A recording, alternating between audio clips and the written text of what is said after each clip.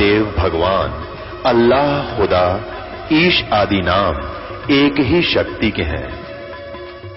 वो कैसा है, कहां है, कैसे मिलता है, किसने देखा है?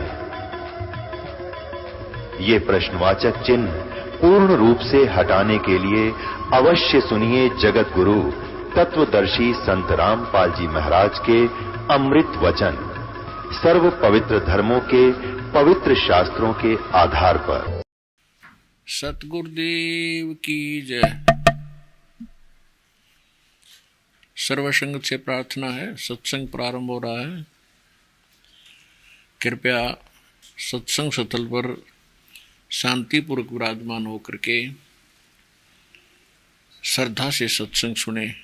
परमेश्वर की प्यारी आत्माओं से पुनर्निवेदन है, सत्संग प्रारंभ हो रहा है। कृपया सत्संग स्थल पर शांतिपूर्वक विराजमान होकर के श्रद्धा से सत्संग सुने। सत साहिब सतगुरुदेव की जय। बंदी छोड़ कबीर परमेश्वर जी की जय। बंदी छोड़ गरीबदास जी महाराज जी की जय। स्वामी रामदेवानंद जी गुरु महाराज जी की जय हो।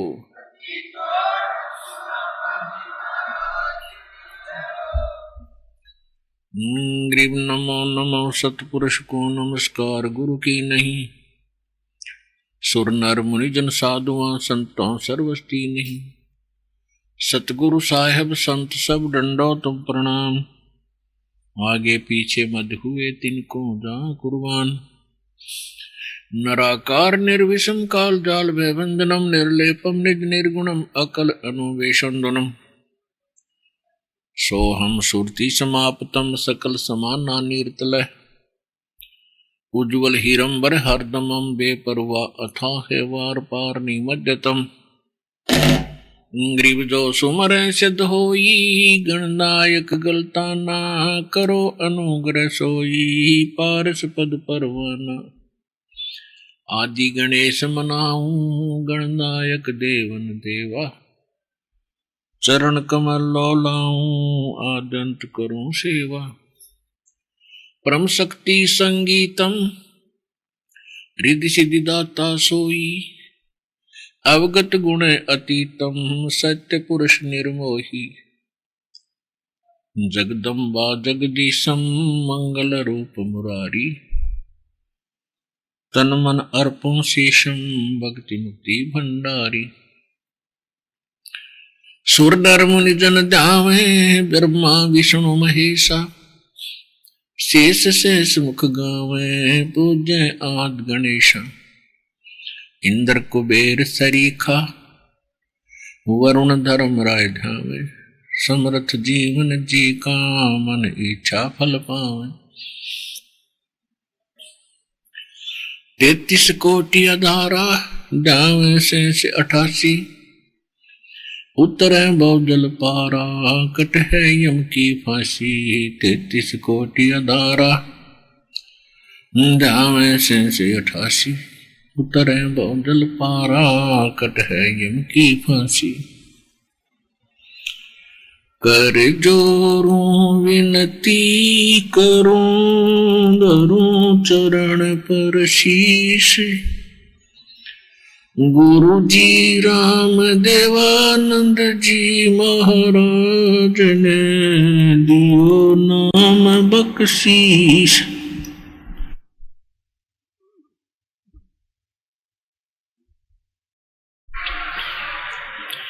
कोटि कोटि सिजदा करूं कोटि कोटि प्रणाम। चरण कमल में राखियो मैं बांधी जाम गुलाम। कुत्ता हूँ गुरुदेव का रामपाल दास का नाम। गले प्रेम की जेवड़ी जाके चो जाऊं।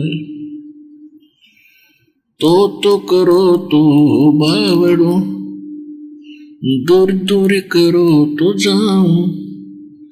जो राखो तो ही रहूं। जो देव सुख। परम पिता परमात्मा सारी सृष्टि के रचने वाले कबीर देव कबीर साहिब अल्लाहु अकबर की असीम रजा से आप सभी पुण्यात्माएं इस शुभ समागम में उपस्थित हुए। धन्य भाग है उन पुण्यात्माओं के जिनको परमात्मा की यथार्थ जानकारी सुनने को उपलब्ध हो रही है। वो किसी भी माध्यम से है, किसी पुस्तक के माध्यम से है, किसी टीवी चैनल के माध्यम से है, या किसी डीवीडी और मेमोरी कार्ड के माध्यम से आप तक पहुंच रहा है, या सत्संग आप सीधे सुन रहे हैं। इन सभी पुण्यात्माओं के विशेष पुण्य उदय हुए हैं, जिस कारण से आपको युगों उपरांत असंख्य जन्मों के बाद ये सच्ची कथा सुनने को प्राप्त हुई। यथार्थ भक्ति मंत्र आप तक पहुंच पाया। काल की सैकड़ों बाधाओं को तोड़कर परमात्मा ने आप तक अपना सच्चा ज्ञान पहुंचाया है। धन्य है आप और आपके माता पिता जिनसे आपका जन्म हुआ। प्रथम तो मनुष्य शरीर का मिलना बहुत ही दुर्लभ है। उसके पश्चात मनुष्य शरीर के अंदर परमात्मा की प्रेरणा होना, परमात्मा के पाने की तड़प बनना, ये और भी मुश्किल है। और तीसरे नंबर पर परमात्मा प्राप्त की तड़प बने प्राणी को सतगुरु मिलना, यथार्थ भक्ति का मिलना, ये बहुत ही दुर्लभ है और बहुत ही पुण्यकर्मी प्राणियों को सुलभ होता है। आप उन पुण्यकर्मी प्राणियों में से हैं जिनको मनुष्य जीवन भी प्राप्त है, परमात्मा पाने की तरफ भी विद्यमान है, और इसी तरफ में आपको यथार्थ भक्ति, यथार्थ भगवान और यथार्थ अध्यात्म ज्ञान प्राप्त हुआ। ये कोई डूम बाट के गीत नहीं है, ये परमात्मा का बताया मार्ग है। इसको हृदय से लगाकर और मर्यादा में रहते हुए इस सत्य भक्ति की साधना अंतिम श्वास तक करना, आप सफल होगे, आपका परिवार सफल होगा, सुख होगा। इस गंदे लोक में भी आपको बहुत सुविधाएं भगवान उपलब्ध कराएगा और फिर सतलोक लेकर जाएगा। सत्संग, इस कलयुग के अंदर सत्संग का मिलना बहुत मुश्किल है, और जो संत सत्संग करते हैं वो स्वयं भी भ्रमित हैं, क्योंकि उनके पास सत्संग नहीं है, और फिर उसके बाद उनके पास मोक्ष के वो मंत्र नहीं है जिनसे प्राणी का मोक्ष हो सकता है। तो आज वैसे तो सभी समागम अच्छे होते हैं जहाँ सत्संग हो। सत्संग का अर्थ होता है यथार्थ अध्यात्म ज्ञान का प्रचार। तब तक तो दोष था नहीं जब तक उनको ये ज्ञान नहीं प्राप्त था, क्योंकि काल ने सबकी मति बंद कर रखी है, सबकी बुद्धि पर पत्थर डाल दिए। परमात्मा आए हैं, उसके बाद हम प्राणियों की ये बुद्धि खुली है ये ज्ञान सुन के।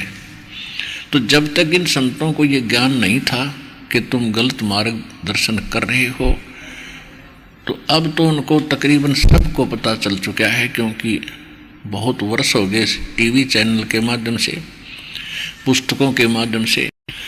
कहते हैं जानबूझ साची तजय और करे झूठ तने, और वाह की संगत है प्रभु सोपन में भी नहीं दे।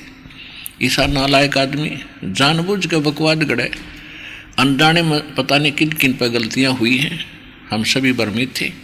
और ज्ञान होने के बाद जानबूझ कर मिसगाइड करता है परमात्मा के बच्चों को। कहते हैं उसके साथ तो स्वप्न में भी नहीं परमात्मा में कभी मिला है, ऐसे निकम्मे आदमी से। तो पुण्यात्माओं, सत्संग यदि मिल जाता है, सत्संग सभी अच्छे होते हैं और सत्संग के अंदर पुण्यात्मा ही आ सकती हैं, अन्य यहाँ नहीं पहुँच पाते क्योंकि उनके भी संस्कार इतने अच्छे बने नहीं हैं। फिर भी आज का जो प्रोग्राम सत्संग प्रारंभ हो रहा है, समागम, ये एक विशेष दिन है इस दास के लिए। परमेश्वर की वाणी माता है कि जा दिन सतगुरु भेंटिए, 100 दिन लेखे जान, और बाकी समय व्यर्थ गया बिना गुरु के नाम। जिस दिन आपको दीक्षा प्राप्त होती है, या सच्ची दीक्षा, नकली गुरुओं से भी कोई लाभ नहीं, तो उस दिन आपका अध्यात्म जन्म होता है। बाकी का समय आपका व्यर्थ गया। जैसे पशु पक्षी ही भी अपने बच्चों की परवरिश के लिए अपने घोंसले गुफा बनाने के में ही अपना सारा जीवन व्यर्थ कर देते हैं, ऐसे ही हम और आप कर रहे थे जब तक गुरु नहीं मिले थे। तो आज ये समागम जो प्रारंभ हुआ है, ये फाल्गुन की अमावस्या, इस दिन इस दास को वो परम संत, वो हमारे दाता गुरुदेव मिले थे, उनसे ये दीक्षा प्राप्त हुई थी और उनसे आशीर्वाद प्राप्त हुआ था। उस दिन अंग्रेजी हिसाब से 17 फरवरी 1988 था और अपने देसी हिसाब से अमावस्या भी थी, फाल्गुन उत्तर के मध्य की जो अमावस्या होती है। तो ये दिन दास का अध्यात्म जन्म दिन है। जैसे आप सुनते हैं कि परमात्मा हमारे लिए भटक रहे हैं, गोता मारूं स्वर्ग में, जा बैठूं पाताल, गरीब दास ढूंढता फिरूं मैं अपने हीरे मोती लाल। परमेश्वर कबीर देव जी ने अपनी प्यारी आत्मा गरीब दास जी को बताया, जब उन्होंने पूछा, परमात्मा आप कैसे आए इतनी दूर, हम नालायकों के लिए, हमने कितनी गलती कर रखी है, अब भी आपको नहीं पहचान रहे हैं। तब उन्होंने कहा था कि गोता मारूं स्वर्ग में और जा बैठूं पाताल, गरीब दास में ढूंढता फिरूं अपने हीरे मोती लाल। आप उस परमात्मा के हीरे मोती लाल हो, आपको वो इकट्ठे करने पर लगा हुआ है, लेकिन आप अनजान पने में परमात्मा को ना पहचान कर इस काल के जाल में फंसे रह जाते हो। तो परमात्मा प्रत्येक युग में आते हैं, उसके साथ साथ अन्य समय में भी वो जब चाहे कभी भी इस पृथ्वी पर आ जाते हैं। वो परमात्मा कभी जन्म नहीं लेते, सहशरीर आते हैं, सहशरीर चले जाते हैं। एक जीवन प्रत्येक युग में एक जन साधारण की तरह वो जीते हैं, ये उनका नियम है। जैसे इसी कलयुग के अंदर विक्रमी संवत 1455 ज्येष्ठ सुदी पूर्णमासी सन 1398 को सतलोक से आए थे, एक बालक का रूप बनाया था, कमल के फूल पर विराजमान हुए थे। वहाँ से नीरू नीमा नाम के जुलाहा दंपत्ति निसंतान थे, वो घर ले गए थे। और उसके बाद वो परमात्मा धीरे धीरे बड़े हुए, अपनी लीला प्रचार अपने में बाहर छोटी मोटी झोंपड़ी डालकर एक गुरु रूप में रहा करते थे, क्योंकि यहाँ पर दो शक्तियाँ काम कर रही हैं। एक तो जो काल है, इसको शैतान भी कहते हैं, और दूसरा दयाल है, वो कबीर भगवान है, सत्य पुरुष है। हम सत्य पुरुष के बच्चे हैं, सत्य पुरुष की संतान हैं, चींटी से लेकर हाथी तक, रंग से लेकर राजा और देवताओं तक। और वो हमारे लिए भटक रहे हैं, हम इस झूठे सुख को सुख मानकर अपना जीवन इसी में व्यस्त किए हुए हैं। तो वो परमात्मा कहीं भी आकर के ऐसे रहा करते थे, ज्ञान सुनाते थे। तो यहाँ दो शक्तियाँ हैं। ये काल चाहता है कि इनको यथार्थ ज्ञान ना हो, भगवान की जानकारी इनको सौंपन में भी ना हो। यदि इनको परमात्मा पाने की तड़प हो तो नकली दूत संत बिना गिनती के भेज रखे हैं, छोड़ रखे हैं, गांव गांव में, नगर नगर में, डगर डगर में, वो सब भ्रमित करने पर लगा रखे हैं। वो अपना भी जीवन नाश कर जाते हैं और भोले श्रद्धालुओं को भगवान से दूर करने का पाप भी वो सिर पर रख ले जाते हैं। तो इस शैतान का तो काम ये है कि भक्ति से दूर रहें, यथार्थ मार्ग पर ना चलें। और परमात्मा की ये कोशिश रही है कि इस कलयुग के पीक टाइम तक, प्राइम टाइम ये जो चल रहा है पिछली पीढ़ी का, यहाँ तक इस भक्ति की आस्था, भक्तों के अंदर भगवान की आस्था बनाए रखूं, ताकि इनमें तड़फ बनी रहे और उस कलयुग के उस समय में ये मेरे पास आए और इनका कल्याण हो सके। तो इसी प्रकार एक नगर के पास परमात्मा ऐसे ही एक साधु संत के रूप में रह रहे थे और उनके कई परिवार उनके शिष्य हुए। तो उस परिवार की एक लड़की कहीं विवाही दूसरे गांव में उसका विवाह हुआ। तो परमात्मा संत रूप में विराजमान रहते हैं। तो उन्होंने कभी कुछ दिनों के बाद उनके घर वालों से कहा कि बेटी का विवाह कहाँ हुआ है। उन्होंने बताया कि ऐसे ऐसे उस गांव के अंदर विवाह कर रखा आपकी पुत्री का। तो परमात्मा ने यानी संत रूप में उस संत ने कहा कि मैं कभी उधर जाऊंगा तो बेटी को मिल के आऊँगा। और उनके माता पिता ने भी कहा कि भगवान जरूर दर्शन दे के आना, कहीं भूल ना पड़ जाए बेटी के। इस उद्देश्य से वो संत उस लड़की के वहाँ ससुराल चले गए। तो उस लड़की ने जाकर के अपनी सास को भी काफ़ी पढ़ाया, उसको ये ज्ञान सुनाया। कुछ दिनों के बाद उस माई ने, उसकी सास ने भी दीक्षा ले ली उसके साथ कहीं पर आकर मालिक से, उसी संत से। संत के शिष्य ज़्यादा होने से कई बार पहचान भी नहीं होती। तो जब वो संत जी वहाँ पहुँचे, कुशल मंगल पूछा, तो संत जी ने पूछा, गुरु जी ने पूछा, बेटी तेरी सास कितने दिन की है, तेरी सास कितने दिन की है। उसने कहा जी ये 6 महीने की है मेरी सास 6 महीने की है। अच्छा, और तेरा ससुर कि उसका तो वो तो है ही नहीं, उसका जन्म नहीं हुआ अभी तक। तो 2-4 कुशल मंगल की बातें सुन के फिर उसने कहा बेटा मैं फिर आऊँगा और इनको समझाऊंगा, ये भी परमात्मा के मार्ग पर लगेंगे, तेरे ससुर को भी समझाएंगे। तो वो चले गए संत जी। पीछे से उसका ससुर आया तो उसकी सास ने उसको कहा कि ये अच्छी निकम्मी बहू आई, ये तुम्हारी बेइज्जती करती है। ऐसे ऐसे गुरुजी आ रहे थे उसके सामने, कहती है मुझे तो कहती है ये 6 महीने की है। मुझे तो बता रही थी 6 महीने की, मैं 60 साल की और इसके सामने बैठी, और आपको कह रही थी उसका जन्म नहीं हुआ, तो मेरी झूठी भी है, इसकी क्यों कृपा पड़ेगी।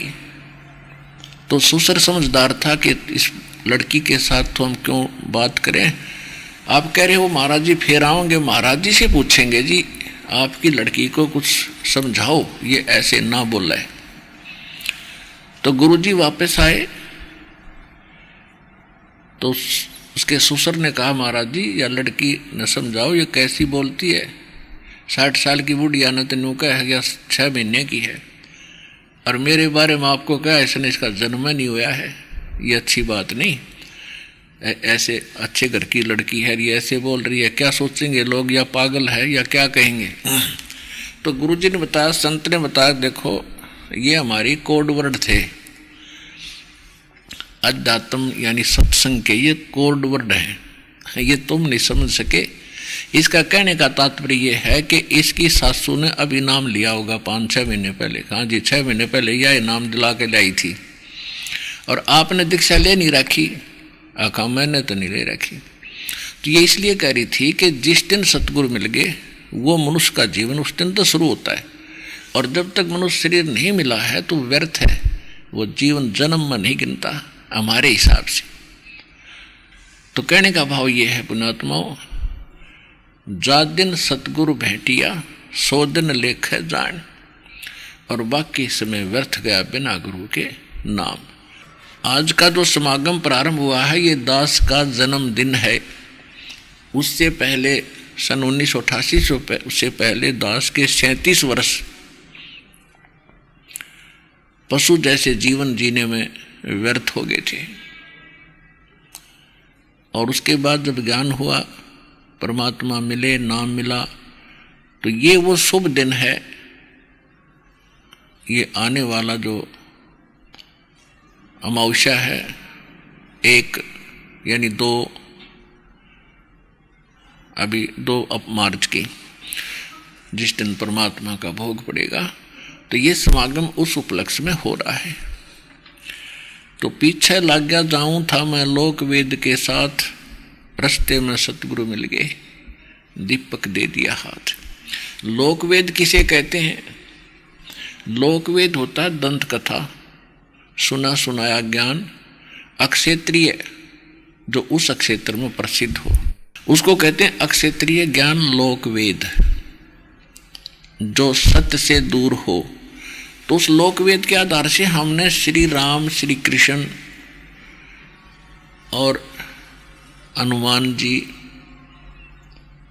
और दुर्गा जी और जितने भी देवी देवता हम सुना करते, जिनके नाम याद थे, उन सबको ही पूजा करते थे।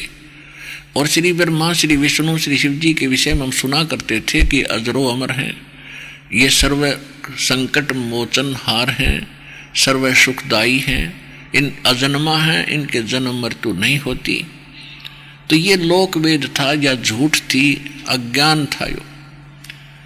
अब इनके इतिहास में इनकी जीवनी से पता लगा, जिन पुस्तकों को हम हृदय से लगाए रखते थे और सत्य मानते थे, पवित्र पुराणों को, तो उन्हीं पुराणों में आज हम पढ़ रहे हैं कि ये खुद मानते हैं कि हमारा जन्म मृत्यु होता है, हम अविनाशी नहीं। देवी पुराण, सचित्र मोटा टाइप, गीता प्रेस गोरखपुर से प्रकाशित, 3रे स्कंद में 123 पृष्ठ पे भगवान विष्णु खुद कह रहे हैं अपनी दुर्गा माता को कि तुम शुद्ध स्वरूपा हो और ये सारा संसार आप ही से उद्भासित हो रहा है। मैं, ब्रह्मा और शंकर, हम आपकी कृपा से ही विद्यमान हैं। हमारा तो जन्म और मृत्यु होता है, आविर्भाव माने जन्म और तिरोभाव माने मृत्यु होता है, हम नित्य नहीं है। तो इसे सिद्ध हो गया कि इनकी जन्म मृत्यु होती है, ये नाशवान है। और हम सुनते थे इनको कि ये अविनाशी है, अजरो अमर है, सर्वेश्वर है। तो ये था लोकवेद। तो इसी आधार से ये दास हनुमान जी की पूजा करता था। बचपन से ही ऐसे किसी भक्तों से, किसी व्यक्ति से सुना तो मंगलवार का व्रत प्रारंभ कर दिया, हनुमान चालीसा शुरू कर दिया। और भी जो भी हमें कोई भी मंत्र थे, हरे राम हरे कृष्ण सीताराम राधे श्याम, ये सारे मंत्र कराया करते। ओम नमः शिवाय, ये गायत्री मंत्र बना रखा था नकलियों ने। यजुर्वेद अध्याय नंबर 36 का मंत्र नंबर 3 है, भूर्भुवः स्वः तत्सवितुर्वरेण्यं भर्गो देवस्य धीमहि धियो यो न प्रचोदयात्। कंप्लीट है ये, इसमें ओम मंत्र नहीं है। इस मंत्र के साथ ओम लगाकर इसको निष्क्रिय करने वाली बात है, इसका कोई लाभ नहीं मिलेगा, क्योंकि इस मंत्र में ओम नाम नहीं है। ये महिमा है पूर्ण परमात्मा सत्य पुरुष की, और ओम नाम है ब्रह्म का, काल का।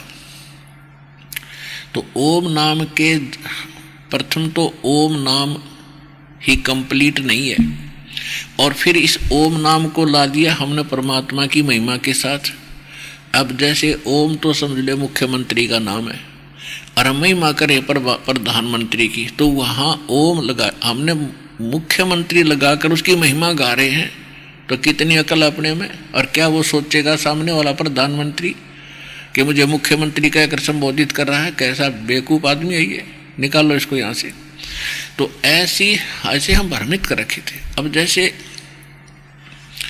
ये गायत्री मंत्र जो इन नकलियों ने हमें दे रखा था, और शायद हिंदुस्तान का हिंदू शायद ही कोई बचा हो जो इस मंत्र का जाप ना करता हो, चाहे और कोई पूजा वो करता था, इसको अवश्य करता था इसका जाप, जो थोड़ी सी आस्था भगवान की रखता है।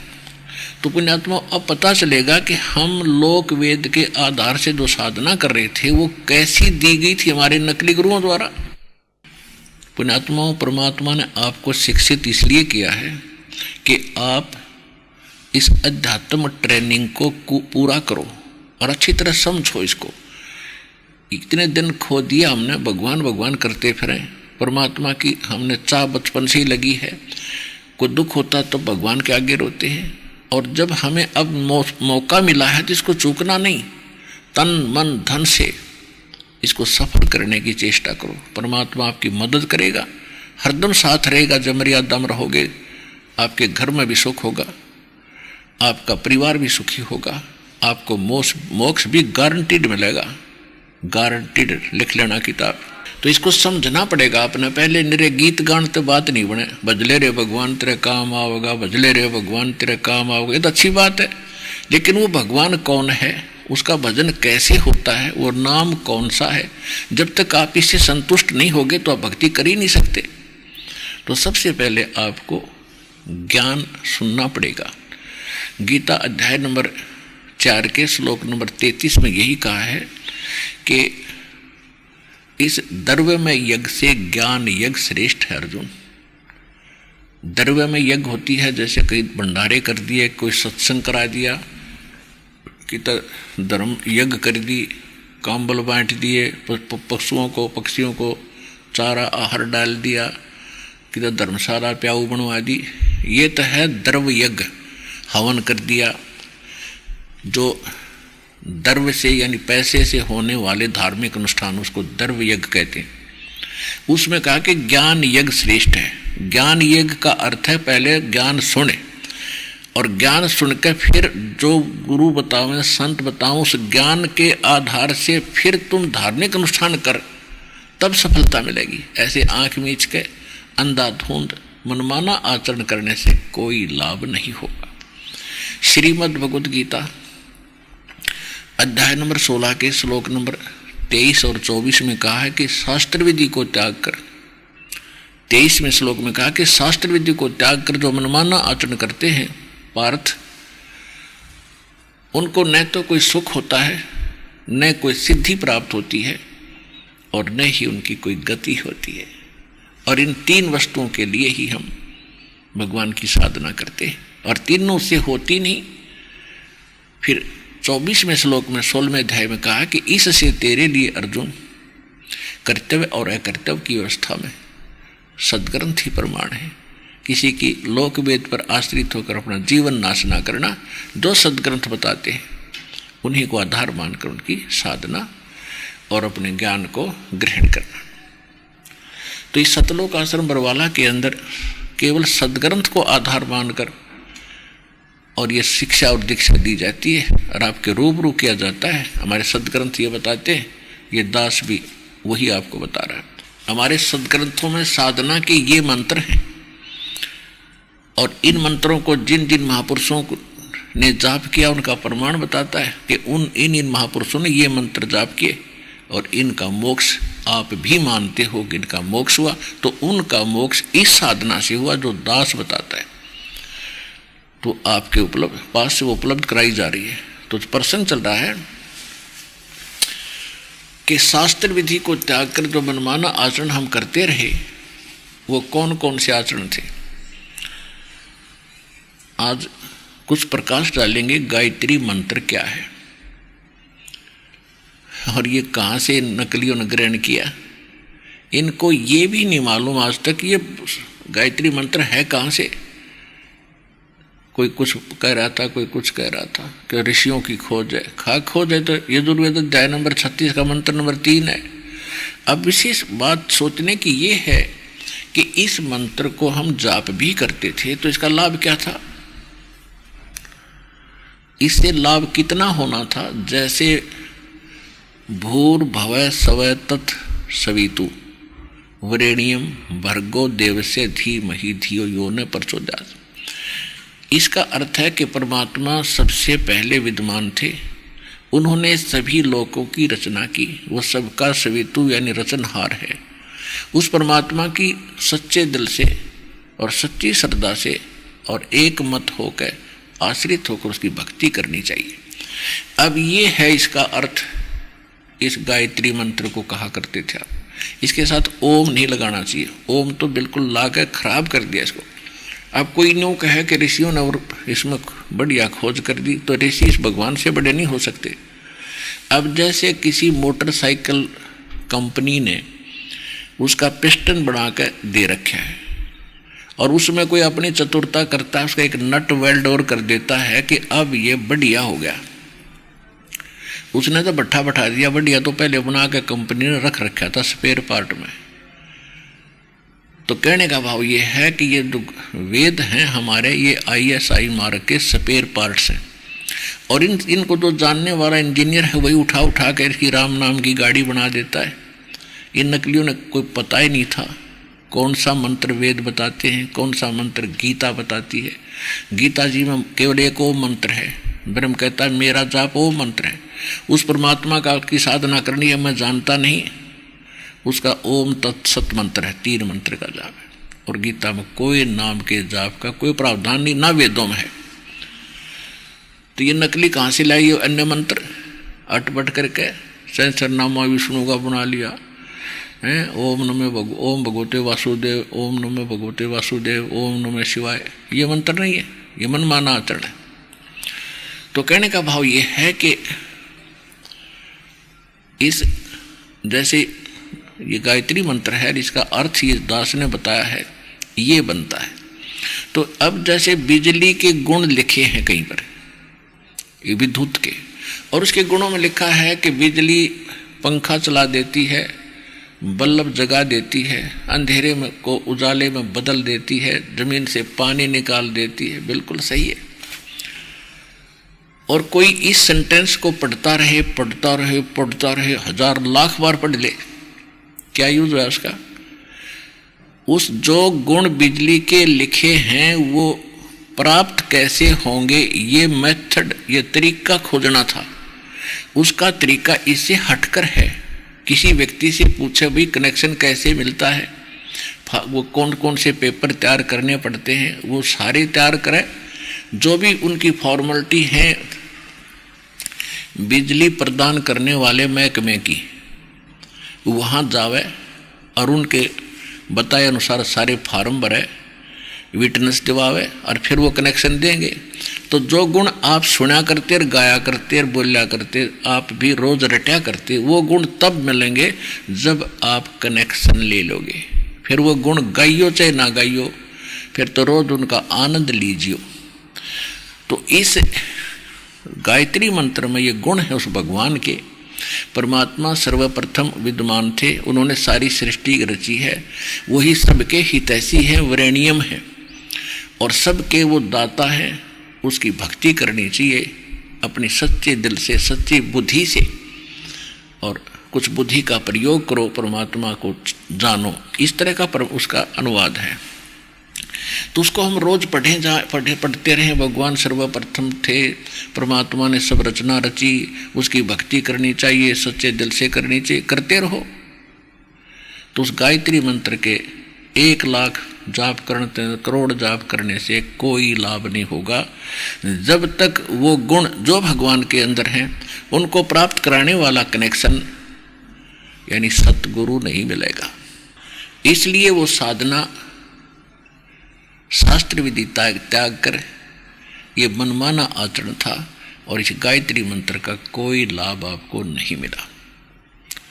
जिस कारण से आप भक्ति करते करते भी सब दुखों का सामना करते रहे। उसके बाद आप प्रेत पित्र बनकर श्राद्ध खाने के लिए तत्पर रहे, यानी आपके श्राद्ध निकलवाए जा रहे थे। तो क्या लाभ दिया उस साधना आपको? इसी प्रकार अन्य जो साधनाएं हैं, अब जैसे व्रत रखते हैं, व्रत रखने से क्या लाभ होगा? जैसे दास मंगलवार का व्रत रखा करता हनुमान जी का, और छोटी उम्र में ही लग गया था, 4वीं 5वीं कक्षा से, तो बच्चे को भूख तक नहीं लगा करे कि वो सारे दिन उछल कूद मचानी, और उस दिन व्रत रखना कंपलसरी। अब 12 बजे के बाद खाना खा सकते थे, उससे पहले खाना नहीं खा सकते। तो जब तक रोटी ना मिलती इतना हनुमान थोड़ा याद आया करता, रोटी घनी याद आया करती।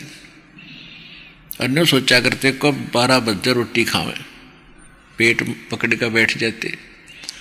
तो कहने का भाव ये है कि starvation could not lead to salvation. भूखा मरने से भगवान नहीं मिल सकता। और फिर ये प्रावधान कहा ऐसे व्रत रखने का।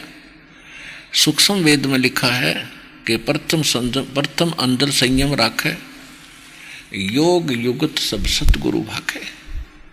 सबसे पहले खाने और पीने में संयम करे, कति इतना कम भी नहीं खावे जिस तरह सारे दिन रोटी याद आवे या आंत कट्ठी हो जाए, अस्वस्थ हो जाए इंसान।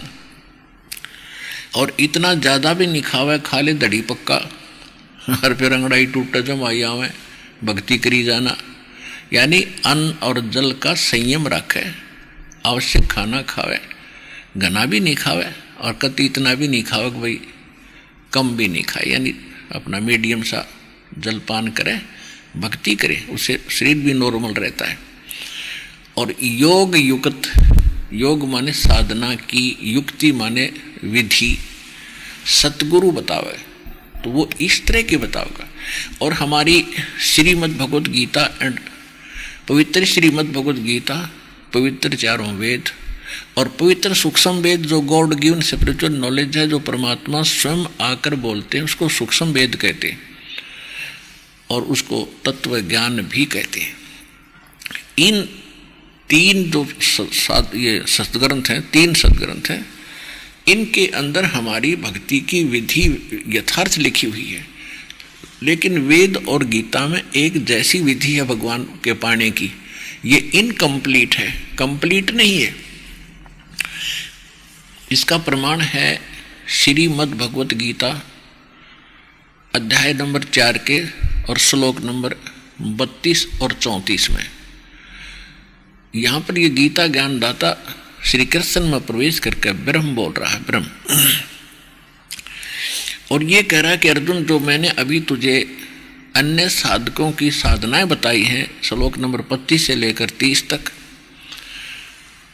कोई कैसी, कोई देवताओं की पूजा करता है, कोई एक पैर के खड़ा होकर के तप करता है, और कोई प्राणायाम आदि करके सोचा भाई इससे मोक्ष हो गया, कोई घोर तप को तपता है, और कोई केवल स्वाध्याय करते हैं, कोई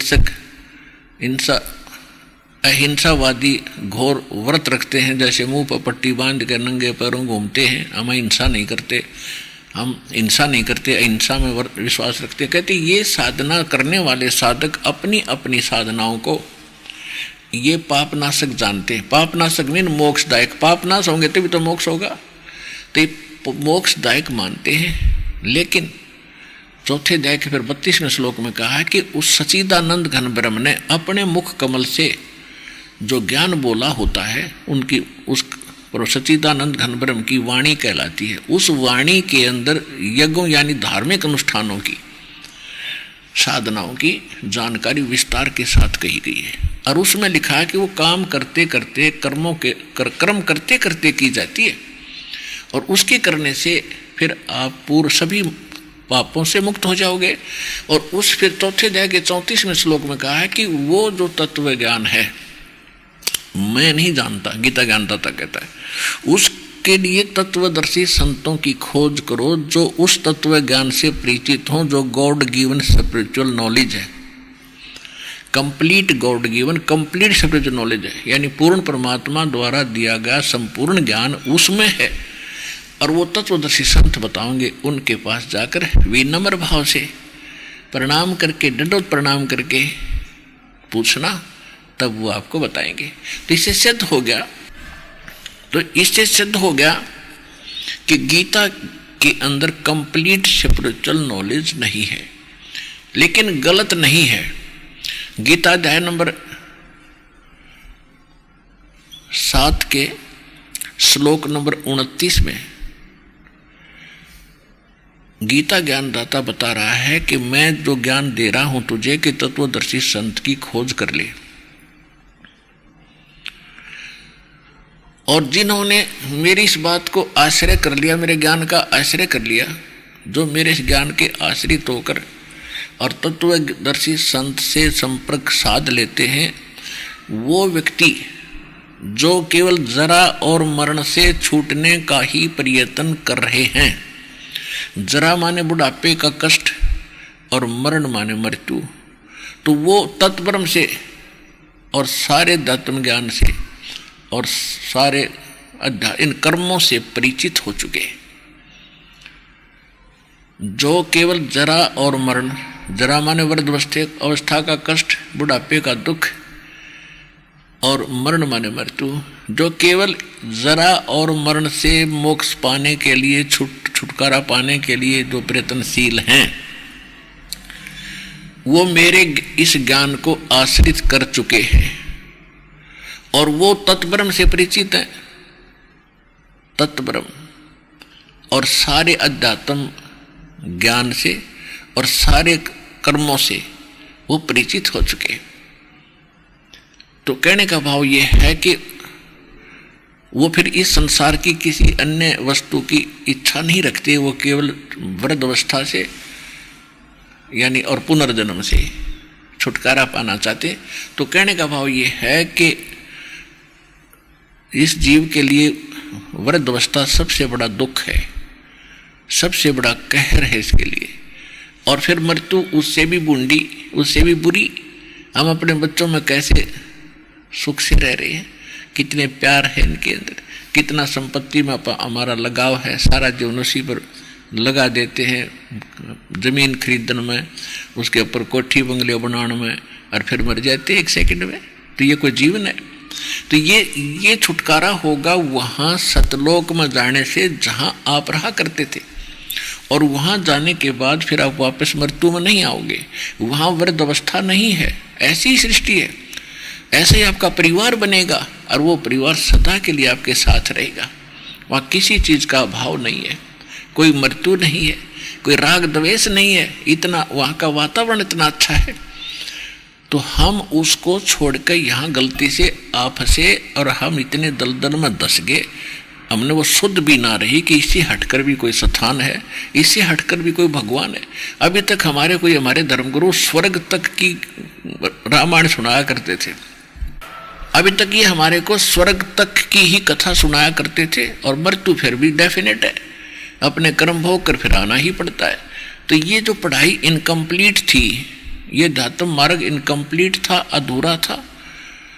अब संपूर्ण spiritual knowledge, complete spiritual knowledge परमात्मा का दिया हुआ इस दास के पास उपलब्ध है। विश्व में किसी के पास नहीं है। ये आज समझ में आ जाए आपका, चाहे 10 दिन के बाद आ जाना, ये विश्व में ज्ञान किसी के पास नहीं है। और ना भक्ति है और ना ये मंत्र है।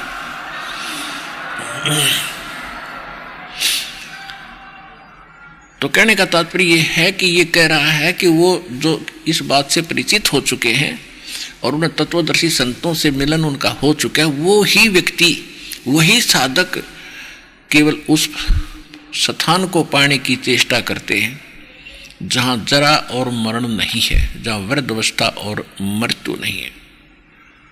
8वें अध्याय के प्रथम मंत्र में अर्जुन ने पूछा कि किम तत्ब्रह्म, वो तत्ब्रह्म क्या है जिसके विषय में आप कह रहे हो कि जो व्यक्ति केवल जरा और मरण से छूटने का प्रयत्न करते हैं, तो ऐसा वो तत्ब्रह्म कौन है, ऐसा वो तत्ब्रह्म क्या है, अध्यात्म क्या है। तो 8वें अध्याय के 3रे श्लोक में गीता जी में गीता ज्ञानदाता कहता है कि वो परम अक्षर ब्रह्म है, यानी गीता ज्ञानदाता से अन्य है। और गीता अध्याय नंबर 15 के श्लोक नंबर 1 से 4 में और 16 और 17 में एक निष्कर्ष दिया है, तत्वदर्शी संत की पहचान भी बताई है कि ये उल्टा लटका हुआ संसार रूपी वृक्ष जानो। जैसे जड़ वृक्ष तो वैसे नीचे से ऊपर होता है, जमीन में जड़ होती है, ऊपर तना होता है, डार होती है, शाखा होती है, पत्ते होते हैं। तो इसको ये समझ लो कि ये उल्टा लटका हुआ है, ऊपर को जड़ है, वो तो पूर्ण परमात्मा है, क्योंकि जड़ ही पूरे वृक्ष को आहार देती है, पालन करती है। तो वो परमात्मा जो पालन करता है वो तो सतलोक और सचखंड ऊपर रहता है, और नीचे की इसके तना ये तो अक्षर पुरुष है। गीता ज्ञानदाता नहीं बताया, गीता ज्ञानदाता ने तो इतना कहा है कि ऊपर को जड़ और नीचे को तीनों गुण रूपी शाखा वाला ये उल्टा लटका हुआ संसार रूपी पीपल का वृक्ष जानो। और जो संत इसके सारे विभाग जानता है, स वेदविद, वो तत्वदर्शी संत है, वो वेद के तात्पर्य को जानता है, उससे बात कर। तो जैसे परमात्मा की लीला में लिखा है कि वो स्वयं आकर के यथार्थ ज्ञान अपनी अच्छी आत्माओं को देते हैं, सतलोक से चलकर आते हैं, तो 600 वर्ष पहले परमात्मा ने वो भूमिका की थी। इस तत्व ज्ञान को 600 वर्ष पहले बोला था, जिसे सच्चिदानंद घनब्रह्म की वाणी 4 अध्याय के 32वें श्लोक में गीता जी में कहा है। तो उसमें क्या लिखा है कि अक्षर पुरुष एक पेड़ है और सरपुरुष वा की डार और तीनों देवा शाखा है ये पात रूप संसार। 600 वर्ष पहले सूक्ष्म वेद के अंदर ये कंप्लीट गीता ज्ञान निष्कर्ष दे रखा था 15वें अध्याय का एक श्लोक में। अक्षर पुरुष एक पेड़ है, सरपुरुष वा की डार और तीनों देवा शाखा है ये पात रूप संसार। अब अक्षर पुरुष कौन है? तो ये बता है कि जो तत्वदर्शी संत वो होगा, इस वृक्ष संसार रूपी वृक्ष के सब विभाग बता देगा। अब जड़ तो है पूर्ण परमात्मा, परम अक्षर ब्रह्म, जिसमें गीता अध्याय नंबर 8 के श्लोक नंबर 3 में गीता ज्ञानदाता जिसके विषय में संकेत करता है वो तो है परम अक्षर ब्रह्म। और गीता अध्याय नंबर 15 के श्लोक नंबर 16 और 17 में 3 पुरुष बताए, एक सरपुरुष एक अक्षर पुरुष। सरपुरुष ये ब्रह्म है जो गीता ज्ञान बोल रहा है श्री कृष्ण में प्रवेश करके, ये केवल 21 ब्रह्मांड का स्वामी है, 21 ब्रह्मांड। और दूसरा अक्षर पुरुष है, वो 7 संख ब्रह्मांड का स्वामी है, मालिक है, प्रभु है, स्वामी है। और इसमें गीता अध्याय नंबर 15 के श्लोक नंबर 16 में लिखा है कि यहाँ 2 पुरुष हैं, सरपुरुष और अक्षर पुरुष, और इनके अंतर्गत जितने प्राणी इनके लोकों में, और ये स्वयं ये सारे के सारे नाशवान हैं, लेकिन जीव आत्मा किसी की नहीं मरती। फिर 15वें अध्याय के 17वें श्लोक में कहा कि उत्तम पुरुष है तू अन्य परमात्मा इति उदाहरते। वो पुरुषोत्तम उत्तम पुरुष श्रेष्ठ भगवान तो इन दोनों से सरपुरुष और अक्षर पुरुष है, कोई और है, और उसको परमात्मा कहा जाता है। और ये लोग तरम अविश्य विवृत्ति जो तीनों लोकों में प्रवेश करके सबका धारण पोषण करता है, वो अवैश्वर है, वो है वास्तव में अविनाशी भगवान। तो संसार रूपी वृक्ष की का पोषण मूल से होता है।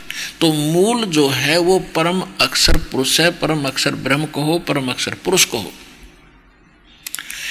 अब हम आते हैं गीता अध्याय नंबर 8 के और श्लोक नंबर गीता अध्याय नंबर 15 के श्लोक नंबर 1 से 4 का निष्कर्ष है कि तत्वदर्शी संत वो होगा जो इसके सभी भागों को भिन्न भिन्न बता देगा।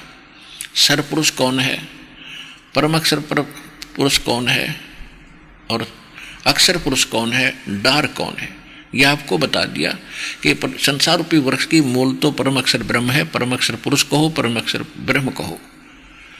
और तना जो जमीन से बाहर दिखाई देता उसको वो सरपुरुष जानो, सरपुरुष न अक्षर पुरुष, अक्षर पुरुष जिसको परब्रह्म भी कहते हैं, जो 7 संग ब्रह्मांड का स्वामी है। उसके बाद उस तने से एक मोटी डार निकलती है, वैसे तो बहुत सी निकलती है, उनमें से एक को समझो ये सरपुरुष है, ज्योति निरंजन है, ये काल है, 21 ब्रह्मांड का स्वामी है, ये ब्रह्मा विष्णु महेश का पिता है।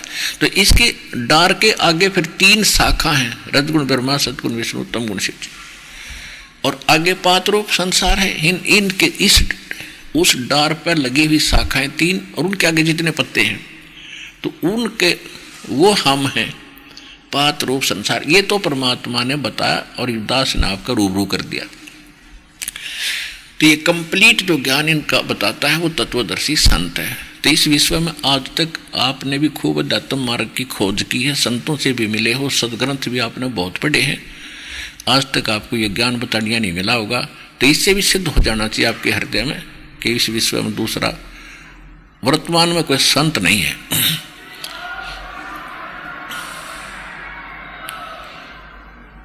जो तत्वदर्शी संत हो। अब प्रश्न आता है गीता अध्याय नंबर 8 के श्लोक नंबर 3 में वो परम अक्षर ब्रह्म बताया है कि जिसको जानने के बाद प्राणी जो संतों के पास पहुंचेगा, तत्वदर्शी संतों के पास जाएगा, वो उसको यथार्थ ज्ञान देंगे, उसके बाद वो केवल भक्ति करेगा मोक्ष के लिए ही। वृद्धावस्था उसने दिखेगी, खड़ी दिखाई देगी, पैर टूटेगा, बुढ़ापे में सारा कुछ का संकट जीव पर आ जाता है।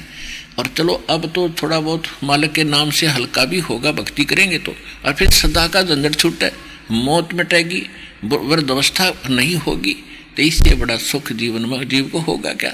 और मनुष्य जीवन सदा रहेगा। तो वो स्थान और उस वस्तु को पाने के लिए एकमात्र स्थान सतलोक आश्रम बरवाला जिला हिसार हरियाणा में है, और इस दास के पास उपलब्ध है, विश्व में नहीं है। अब बार बार इसलिए कहना पड़ता, जैसे बच्चा, आप पहली क्लास के बच्चे हो, अपने ज्ञान सुना नहीं था और लोक वेद सुन के आप पत्थर हुए पड़े हो, प्रथम बार तो समझ में नहीं आता है रामपाल कह रहा है, अटपट कर रहा है, फिर मैं विष्णु में इसको नाशवान दिखा बता रहा है, और जब प्रमाण दिखाता है दास दांता तो उंगली दबाते रह जाते हो आप, और तेरा गजब हुई हो। ज्ञान तो ये था, उन्हें फोड़ दिए भाग हमारे नालाका नाच तक सारे उल्टा उल्टी पढ़ाई पढ़ा दी। तो आज आप जैसे बच्चे को 1 वर्ष तक पहली कक्षा में यही पढ़ाया जाता है, आ का आम, ई की इमली, फिर बोलो, जब जाके 1 वर्ष के बाद उसकी बुद्धि कैच करने लगा है आ का आम ईसाओं से, फिर वो दूसरी कक्षा में अक्षर जोड़ने लगे। तो इसलिए बार बार आपको बताया जा रहा है, और इस बात से बुद्धिमान हो, आप भी परिचित हो कि सत्य यही है। क्योंकि यहाँ आने वाला व्यक्ति ऐसे वैसे नहीं आता, दूध और पानी छान कर और पूरा ज्ञान समझकर सब प्रमाण मिलाकर तब यहाँ पहुँचता है। नहीं तो हम भ्रमित कर ही रखे हैं, पर प्रथम बार तो सुनने को दिल नहीं करता इस सच्चे ज्ञान को। ऐसा हो जाता जैसे कुनीन खा लियो, फिर रोग कटेगा, कुनीन न खानते, या खानी पड़ेगी आपने, राज्य होकर खा लो चाहे दुखी होकर खा लो, इसको एक बार खाना शुरू कर दो, फिर कितनी मीठी होगी देखना।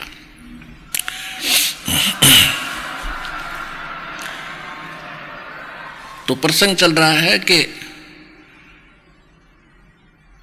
अब गीता ज्ञान दाता, अभी हम लोकवेद सुना करते, उससे हटकर ये है वो ज्ञान जिसको हम सत्संग और सत्साधना और समाधान कह सकते हैं। गीता के अंदर कोई अन्य साधना नहीं है, इवन व्रत को भी मना कर रखा है, व्रत को। अब जो प्रसंग चल रहा है हम उसी को आगे बढ़ाते हैं कि 8वें अध्याय के 3रे मंत्र में गीता ज्ञानदाता कहता कि वो परम अक्षर ब्रह्म है, जिसको उस तत्व ब्रह्म को जिसने जान लिया वो जरा और मरण से छूटने का प्रयत्न ही करते हैं। फिर गीता अध्याय नंबर 8 के श्लोक 5 और 7 में गीता ज्ञानदाता कहता है कि यदि तू मेरी भक्ति करनी है तो मेरी भक्ति कर। उसका केवल 8वें अध्याय के 13वें श्लोक में बता दिया कि ओम इति एकाक्षरम ब्रह्म व्यवहारण माम अनुसमरण ये पर्याति तदंदेहम सयाति परमाम गति। गीता ज्ञानदाता श्री कृष्ण में बोल रहा है, वो ब्रह्म है, वो काल है। वो कहता है कि मुझ ब्रह्म का यदि इतने साधना करनी है तो केवल एक ओम अक्षर है, नथिंग एल्स, और कुछ नहीं। ओम इति यह है एकाक्षरम, एक अक्षर ओम है, माम अनुसम, ओम इति एकाक्षरम ब्रह्म व्यवहारण माम अनुसमरण, मुझ ब्रह्म का श्रवण उच्चारण करके श्रवण करता हुआ ये पर्याति तजंदेहम, जो शरीर छोड़कर जाता है, सयाति परमाम गतिम, जो मेरे से मिलने वाली, ओम से मिलने वाली जो परम गति है उसको प्राप्त होगा। वो परम गति कौन सी है?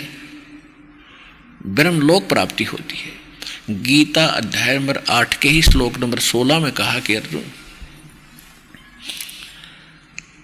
के ब्रह्मलोक में गए हुए प्राणी भी फिर वापस जन्म मृत्यु में आते हैं। इति सिद्धम, कि ओम के नाम के जाप से वो मोक्ष नहीं हुआ, कौन सा, जिसमें जन्म मृत्यु हो रही है, यदि ये हुआ, और वो नहीं हुआ जिसमें जन्म मृत्यु कभी नहीं होती। तो जिसमें जन्म मृत्यु यहाँ कभी में नहीं आते वो है कंप्लीट सोल्वेशन, वो कंप्लीट मोक्ष है, कल्याण है, पूर्ण मोक्ष। गीता अध्याय नंबर 15 के श्लोक नंबर 4 में कहा कि तत्वदर्शी संत की प्राप्ति के पश्चात परमेश्वर के उस परम पद की खोज करनी चाहिए, जहां जाने के बाद साधक फिर लौटकर कभी संसार में नहीं आते। और जिस परमात्मा ने सारे ब्रह्मांडों की रचना की है, यानी संसार रूपी वृक्ष की प्रवृत्ति जिससे विस्तार को प्राप्त हुई है, यानी जिसने सब ब्रह्मांडों की रचना की है वो परमात्मा है। और उसकी भक्ति करने से वहां उसके वो तत्वदर्शी संत बताएंगे, उसके बाद उस परम पद की खोज करनी चाहिए, जहां जाने के बाद फिर लौटकर कभी संसार में नहीं आते। और उस केवल एकमात्र उसकी भक्ति कर और उसी की शरण ग्रहण कर। तो ये गीता अध्याय नंबर 8 के श्लोक नंबर 5 और 7 में और 13 में ये कहता है कि मेरा ओम मंत्र है और तो मेरा जाप कर, निसंदेह तो युद्ध भी कर और मुझे प्राप्त होगा। अब यहाँ दो बातें चल रही हैं कि एक तो जैसे हम हठ योग करते थे, बताते रहे, ये जैसे 2.5 घंटे सुबह बैठो, 2.5 घंटे शाम बैठो, ये हठ योग है, ये किसी सदग्रंथ में नहीं है। तो साधना पहले तो मंत्र गलत, फिर उसके जाप करने की जो हठ योग वो विधि गलत। तो इस करके ये सब भक्ति करते करते भी अपना जीवन व्यर्थ करते रहे। तो इसमें क्या कहा, तो युद्ध भी कर और ओम नाम का जाप भी कर। ऐसा ही है सूक्ष्म वेद में कहा कि नाम उठत नाम बैठत नाम सोवत जागवे, नाम खाते नाम पीते नाम से ती लागवे। यानी कोई हठ योग नहीं, विशेष समय निर्धारित करने की आवश्यकता नहीं। इसमें तो इतना समय आपको मिलेगा नहीं, आप तो चलते फिरते कोई काम में जब भी कार्य से फुर्सत मिले मालिक का जाप शुरू कर दे, यानी इस तरफ में लगे रहा टाइम, संसारिक काम से फुर्सत मिले और बकवाद सोचने की बजाय अपना मंत्र करे या अपना नित्यनेम कर ले, रमैणी कर ले, आरती का समय निकाल ले। ये है रियल वे ऑफ वर्शिप। और जिसको हमारे सब ग्रंथ भी सेकंड कर रहे हैं, प्रमाणित कर रहे हैं, आपके सामने बता रहा था। तो इसमें लिखा कि तू युद्ध भी कर और मेरा सिमरण भी कर, बिल्कुल सही है। और तीसरे अध्याय के 7-8 मंत्र में भी स्पष्ट करता है ये कि अर्जुन एक स्थान पर बैठकर जो कोशिश करते हैं तो मन इनका काबू नहीं होता, लोग दिखावा करते हैं, औरों को न दिखाकर मैं बड़ा साधक बना बैठा है, तो ये तो दम्भी है, ढोंगी, पाखंड कर रहे हैं। अगर तू ऐसे बैठा रहेगा, भक्ति ऐसे साधना करेगा, तेरा निर्वाह कैसे चलेगा, तेरा गुजारा कैसे होगा। इसलिए कहा तू काम भी कर, कर्म योगी बन, काम करते करते भक्ति करो। और यही 8वें अध्याय के 7 मंत्र में स्पष्ट कहता है कि मेरी भक्ति कर और युद्ध भी कर और मुझे प्राप्त होगा। युद्ध से कठिन काम कोई नहीं होता, और उसमें भगवान याद करना। तो आप तो बहुत सिंपल काम करें फिर भी याद रखो। और यही सूक्ष्म वेद कहता है, और यही वेद बताते हैं। 15वें यजुर्वेद के 40वें अध्याय के 15वें श्लोक में कहा है कि वायु अनिलम अथिदम भस्मांतम शरीरम। यानी इस मंत्र का जो जाप है आपने प्राणों से यानी श्वास से करना है, वायु से करना है। और इसको अंतिम जब तेरा शरीर छूटे तब तक, भस्मांतम शरीरम, शरीर का नाश हो तब तक, ओम कर्तु समर किलबे समर कर्तुम समर, ओम नाम का जाप काम करते करते सिमरण करो, विशेष कसक के साथ सिमरण करो और मनुष्य जीवन का मूल कार्य जानकर इस ओम का सिमरण करो। और 40वें अध्याय के 17वें श्लोक में जो अंतिम है यजुर्वेद का अंतिम अध्याय का अंतिम मंत्र है ये, यानी पूरे लास्ट होता है इसमें यजुर्वेद का। इसमें लिखा है कि वो पूर्ण परमात्मा तो प्रोक्ष है, वो तो गुप्त है, और मैं ब्रह्म हूं, मैं ब्रह्म लोक में रहता हूं, मेरा ओम नाम है। यानी इससे हटकर कोई और परमात्मा है वेद ज्ञान दाता से, जैसे गीता ज्ञान दाता बता रहा है, वही वेद ज्ञान दाता भी वही है और गीता ज्ञान दाता भी वही है। अब 40वें यजुर्वेद के 40वें अध्याय के 10वें मंत्र में कहा कि कोई तो परमात्मा को संभुवात कहता, संभुवात माने जन्म लेने वाला, और कोई असंभुवात प्राहु, कोई असंभुवात कहता है कि वो जन्म लेता ही नहीं, जैसे अजन्मा है। और संभुवात मानते हैं ये जैसे रामकृष्ण अवतार रूप में आता है, और कुछ कहते हैं वो जन्म लेता ही नहीं, वो तो निराकार है। तो वो कैसा है वो परमात्मा, साकार है या निराकार है, संभुवात है या असंभुवात है, उसकी जानकारी तत्वदर्शी संत धीराणाम लिखा उसमें मूल पाठ में, धीराणाम। वो तत्वदर्शी संत उसका अर्थ होता है कि वो तत्वदर्शी संत जो बताते वो सुनो। तो इसे सिद्ध हो गया कि वेद और गीता एक ज्ञान है। वेद, पूरे वेदों में ओम नाम है, बस एक नाम है जाप करने का पूरी गीता में। तो इसे हटकर ये संकेत भी करते हैं कोई तत्वदर्शी संत है वो बताएगा, और वो ज्ञान वो बताएगा जो भगवान ने बोला हुआ होता है, वो परमात्मा के मुख कमल से बोला गया है। तो वो तत्व ज्ञान इस दास के पास उपलब्ध है जो भगवान का बोला हुआ है। और फिर उसके साथ साथ वो मंत्र जो परमात्मा ने सूक्ष्म वेद के अंदर कंप्लीट कोर्स दो दे रखा है, वो ही दास आपको बता रहा है।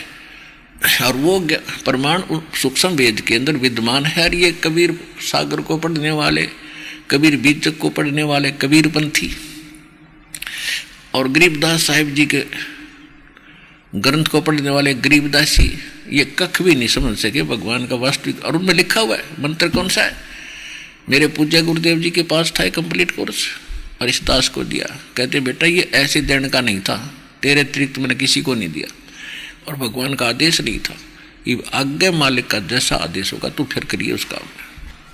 तो इस कारण से ये कंप्लीट तो साधना है, ये इस समय में ही बतानी थी। परमात्मा ने कहा कि धर्मदास मेरी लाख तो भाई, अरे ये मूल ज्ञान की तो बाहर ना जाए। मूल ज्ञान बाहर जो पढ़ी, ये बिचली पीढ़ी हंस नहीं तरही। मूल ज्ञान को तब तक छुपाई जब तक ये 12 पंथ मिट जाए। अब ये पंथ नहीं रहेंगे, थोड़े से दिन में देख लेना, समय तो थोड़ा लगेगा, लेकिन क्योंकि सबको भगवान की चाह है। अब जो भोली आत्मा उन नकलियों के पास बैठे हैं, वो आपके भाई हैं, बहन हैं। कई तो भक्त कह रहा है कि मैं अकेला निकल के आया हूँ, पूरा परिवार रिश्तेदारियों तक राधा स्वामी धन धन सतगुरु वालों के पास है, कहे तभी ना मानते, उल्टे लड़ाई करते। तो एक दिन ऐसा आएगा उनको भी एहसास होगा अपनी उस गलत साधना का, तो वो भी आएंगे। तो ये सभी पंथ अब अंतिम सांस गिन रहे हैं, यानी ज्ञान में संख्या से कितनी हो, जैसे कोई भारा बड़ा वृक्ष हो और उसकी वो जड़ों से भी उसकी मिट्टी निकाल दी जा तो काफी दिन तक फिर भी वो हरा भरा दिखाई देता, लेकिन उसका अंत निकट ही है, ज्यादा समय नहीं। तो इन सब की जड़ दिखा दी दास ने, इन सभी पंथों की। अब ये सूखना शुरू हो जाएंगे थोड़े दिन में। अब जो प्रसंग चल रहा है उसी पर आते हैं। तो कहने का भाव ये है कि ये जो ज्ञान दिया जा रहा है कि परमात्मा की भक्ति काम करते करते, श्रवण करते करते करो। अब यहाँ पर गीता के अंदर एक दो तरह का ज्ञान है।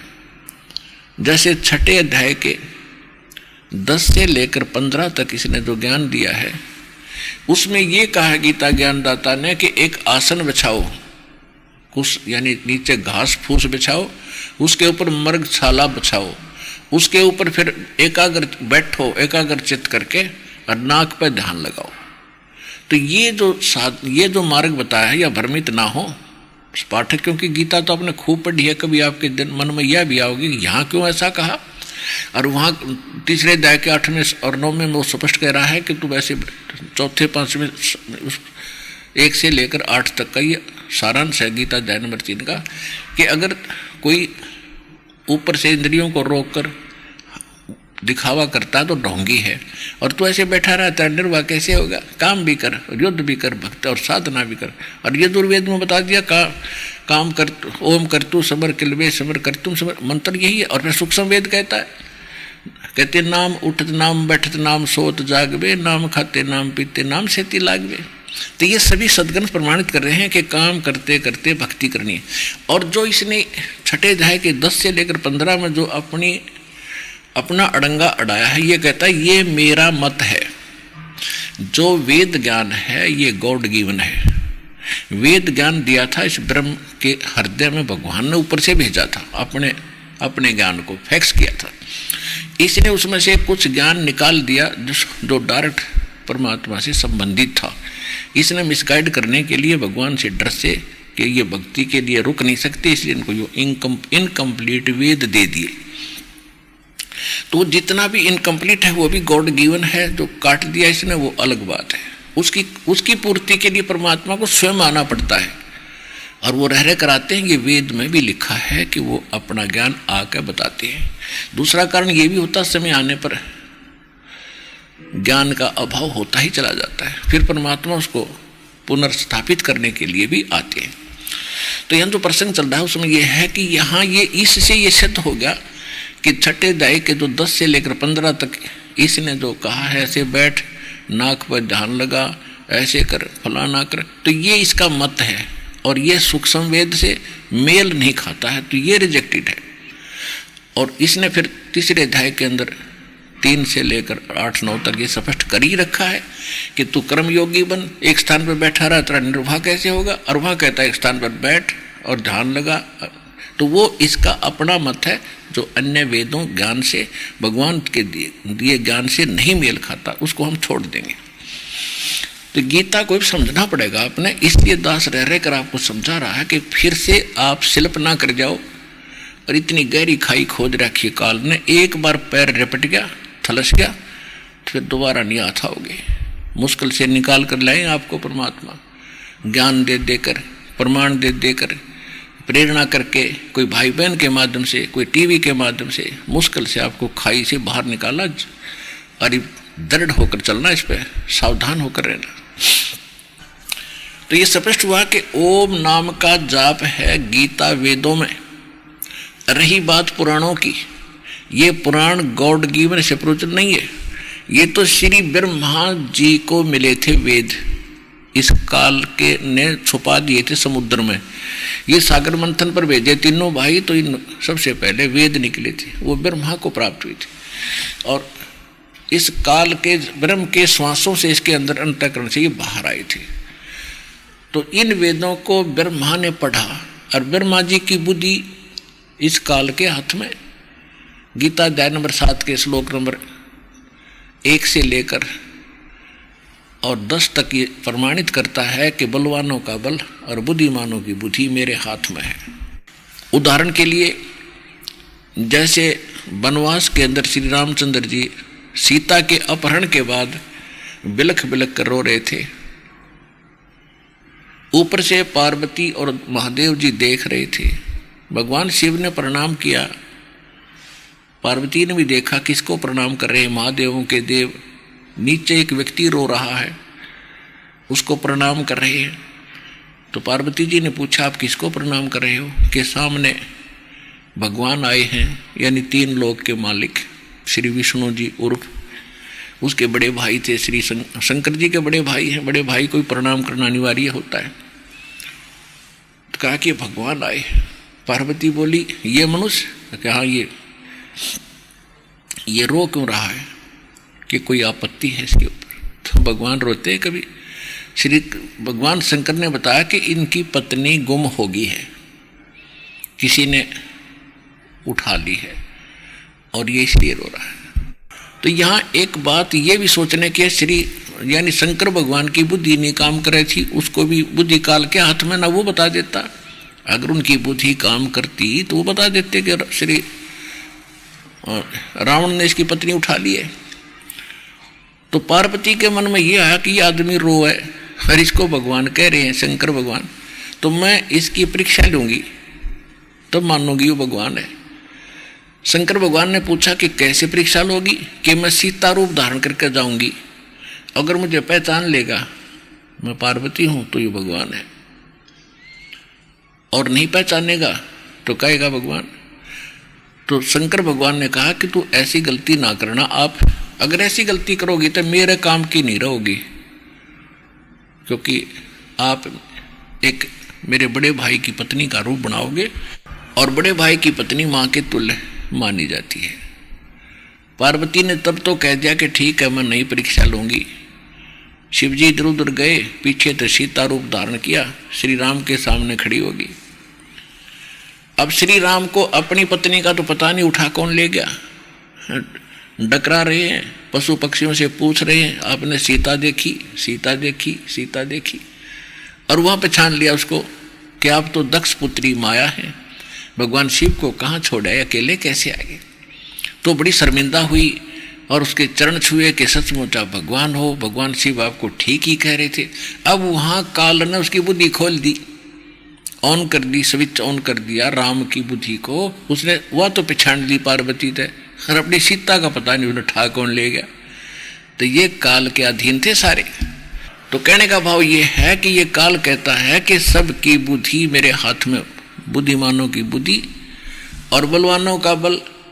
जैसे महाभारत के युद्ध में अर्जुन योद्धा पाक रहा था, प्रसिद्ध हो गया, भाई साथ धनुषधारी नहीं देखा, एक तीर तो सैकड़ों का संहार कर देता था। और वही अर्जुन जब श्री कृष्ण जी के पैर में तीर लग गया, सारे कौरव जितने वो थे यादव आपस में लड़के मर चुके थे। और तब उनसे कहा था श्री कृष्ण जी ने अर्जुन से, पांडवों से, कि सभी औरतों को तुम वहाँ ले जाओ, यहाँ की जितनी भी औरतें हैं, यहाँ आसपास के लोग इनको परेशान करेंगे। तो अर्जुन उनको सभी लेकर जा रहा था, द्वारका की स्त्रियों को, सुंदर हार पहनी हुई थी।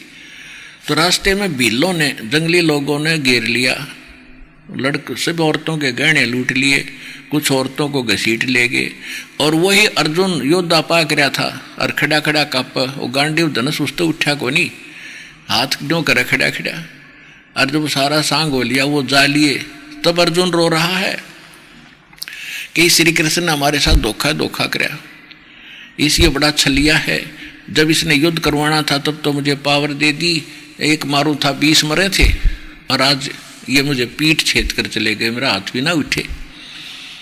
तो परमात्मा कहते तुमने जड़ का पता नहीं है, तुम एक दूसरे को लहना देते हो ना। श्री कृष्ण छलिया था, छलिया है ये काल, ये श्री कृष्ण में और तुम में। जब चाहे बुद्धि दे देता है, जब चाहे पावर दे देता है, और फिर थारी गैस काट देता है। खाओ धक्के, कर्म अपने भोगो।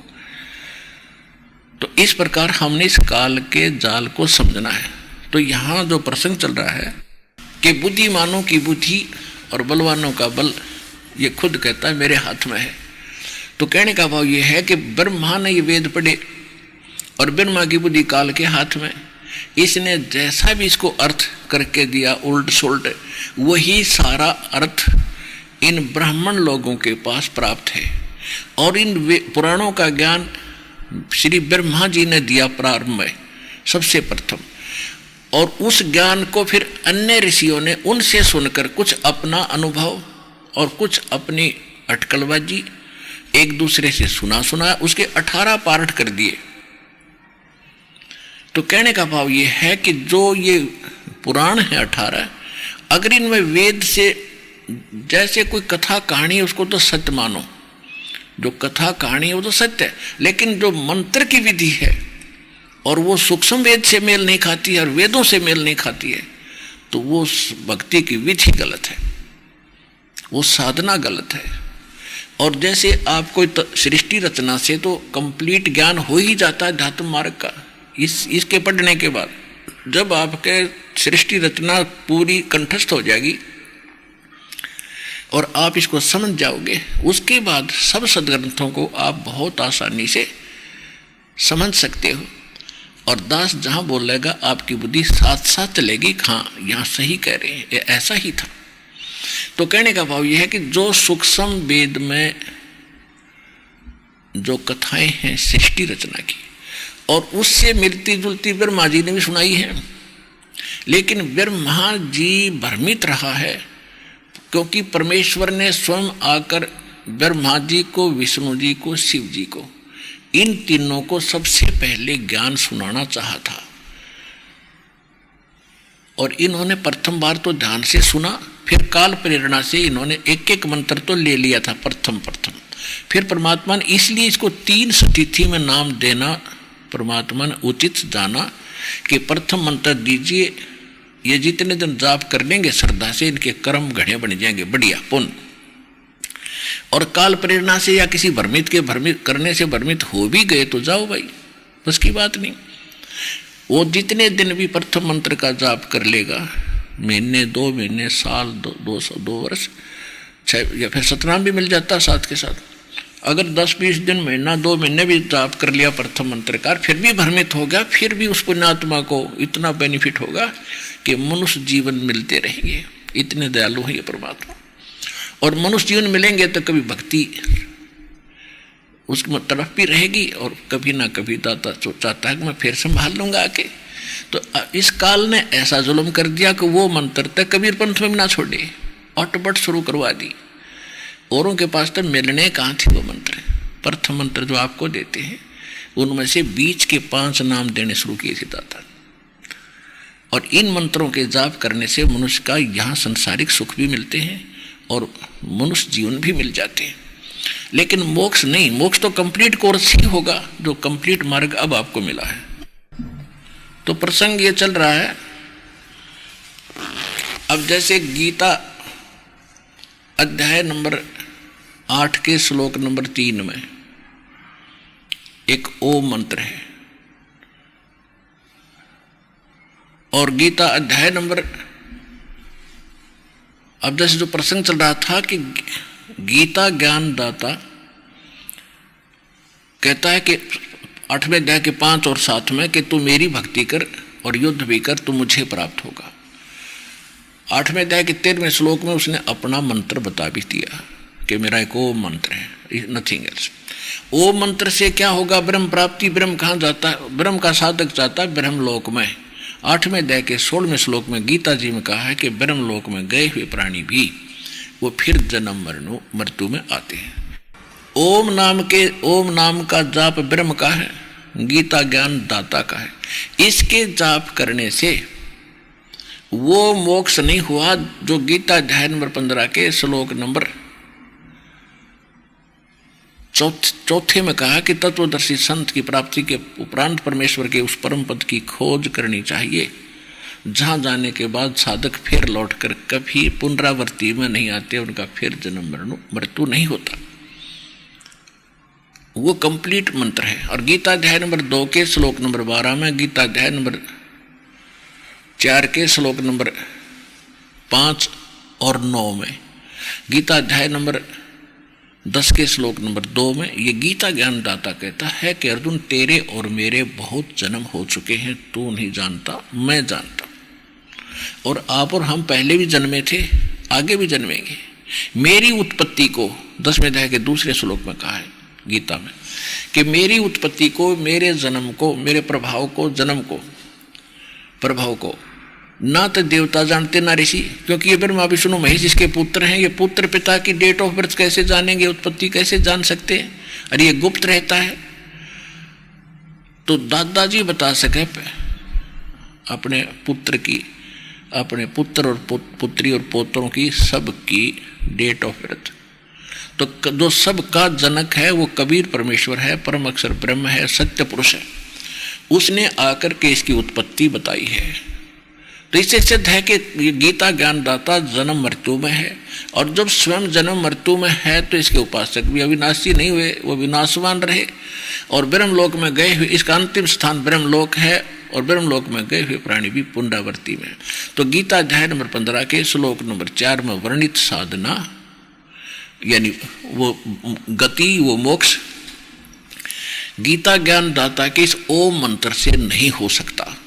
इसकी साधना से नहीं हो सकता।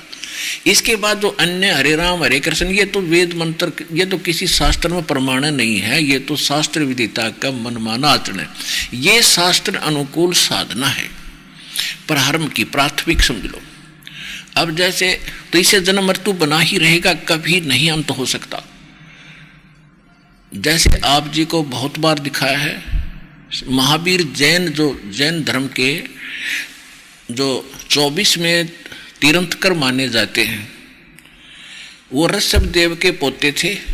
ऋषभ देव जी जैन धर्म के प्रवर्तक माने जाते हैं। और मारीची नाम था इस महावीर जैन का उस समय जब ये ऋषभ देव जी के पोते थे और भरत के पुत्र थे। भरत ऋषभदेव जी का पुत्र था, अयोध्या का राजा था। तो मारीची को ऋषभदेव जी ने सबसे पहले, ऋषभदेव जी ने अपना राज अपने बच्चों को दे दिया और प्रेरणा पा करके, क्योंकि ऋषभदेव जी को परमात्मा मिले थे, उनको प्रेरणा की थी कि भक्ति करो बच्चा, क्योंकि सभी आत्मा भगवान की है। वो प्रेरणा पा करके परमात्मा के ज्ञान को स्वीकार किया नहीं, अन्य गुरुओं के पास गया, पंडितों के पास। उन्होंने जो साधना बताई उनके पास यही है, ओम नाम का जाप और हठ योग, जो ब्रह्मा को प्राप्त हुआ था काल से। जब ये कमल के फूल पर बैठा था ब्रह्मा जी, देवी पुराण के 30वें स्कंद में आप पढ़ोगे प्रारंभ से प्रथम अध्याय में, तो 3रे स्कंद के प्रथम अध्याय में, तो वहां से सब बताता है कि मैं कमल के फूल पर बैठा था, मुझे नहीं मालूम बेटा नारद में कहां से उत्पन्न हो गया। फिर मुझे आकाशवाणी हुई कि तप करो, मैंने 1000 वर्ष तक तप किया। तो ये तप कहाँ से? काल की आकाशवाणी थी, इसने मान ली पूर्ण परमात्मा का आकाशवाणी, यह थी ब्रह्म की, काल की। ये तप करवाता है, बैटरी चार्ज कर लेता है, इनमें सिद्धियां पैदा कर देता है, फिर अपने रिमोट से इनसे सारे काम लेता है। ये ऐसा जालिम है। तो इन्होंने, ब्राह्मणों ने, ऋषियों ने ब्रह्मा जी से तो ले लिया तप, आकाशवाणी हुई थी ब्रह्मा जी को, भगवान की थी काल की, और वेद में ओ मंत्र है, ये गॉड गिवन है, ओ मंत्र ले लिया, हठ योग ले लिया, वो ब्रह्मा जी को आकाशवाणी हुई थी वो। तो वृषभ जी ने 1000 वर्ष तक ओम नाम का जाप किया और वो तपस्या की 1000 वर्ष तक निराहार रह गए। उसके बाद जब उसने अपना उस अनुष्ठान पूरा किया तो सबसे पहली दीक्षा दी थी मारीची को। मारीची आगे चल के वही आत्मा महावीर जैन हुआ। उसके बीच में, यानी ओम नाम वेद अनुसार साधना है, शास्त्र अनुकूल है, प्राथमिक है ये, और हठ योग नहीं था इसमें, वो हठ योग ब्रह्मा से प्राप्त है। तो ऋषभदेव जी ने वही किया और ओम नाम का जाप साथ किया। तो ऋषभदेव जी का मोक्ष नहीं हुआ, वो जंगलों में घूम रहा था, मुंह में जो है पत्थर लेके, इसलिए घूम रहा था कि लोग पीछे पड़े हुए हैं, मुझे ऐसा बौला सा जाने का ये निकट ना आएंगे। तो जंगल में आग लगी, दावानल, उसमें वो ऋषभदेव जल कर मर गया। उसके बाद जैन इतिहास में लिखा है कि उसके बाद वही आत्मा बाबा आदम हुई, ऋषभदेव ही आदम, बाबा आदम हुए, और उस बाबा आदम से फिर पूरा ये ईसाई धर्म और मुसलमान धर्म ये कितना फैल गया। तो बाबा आदम जन्मे तो मोक्ष ऋषभदेव का भी नहीं हुआ।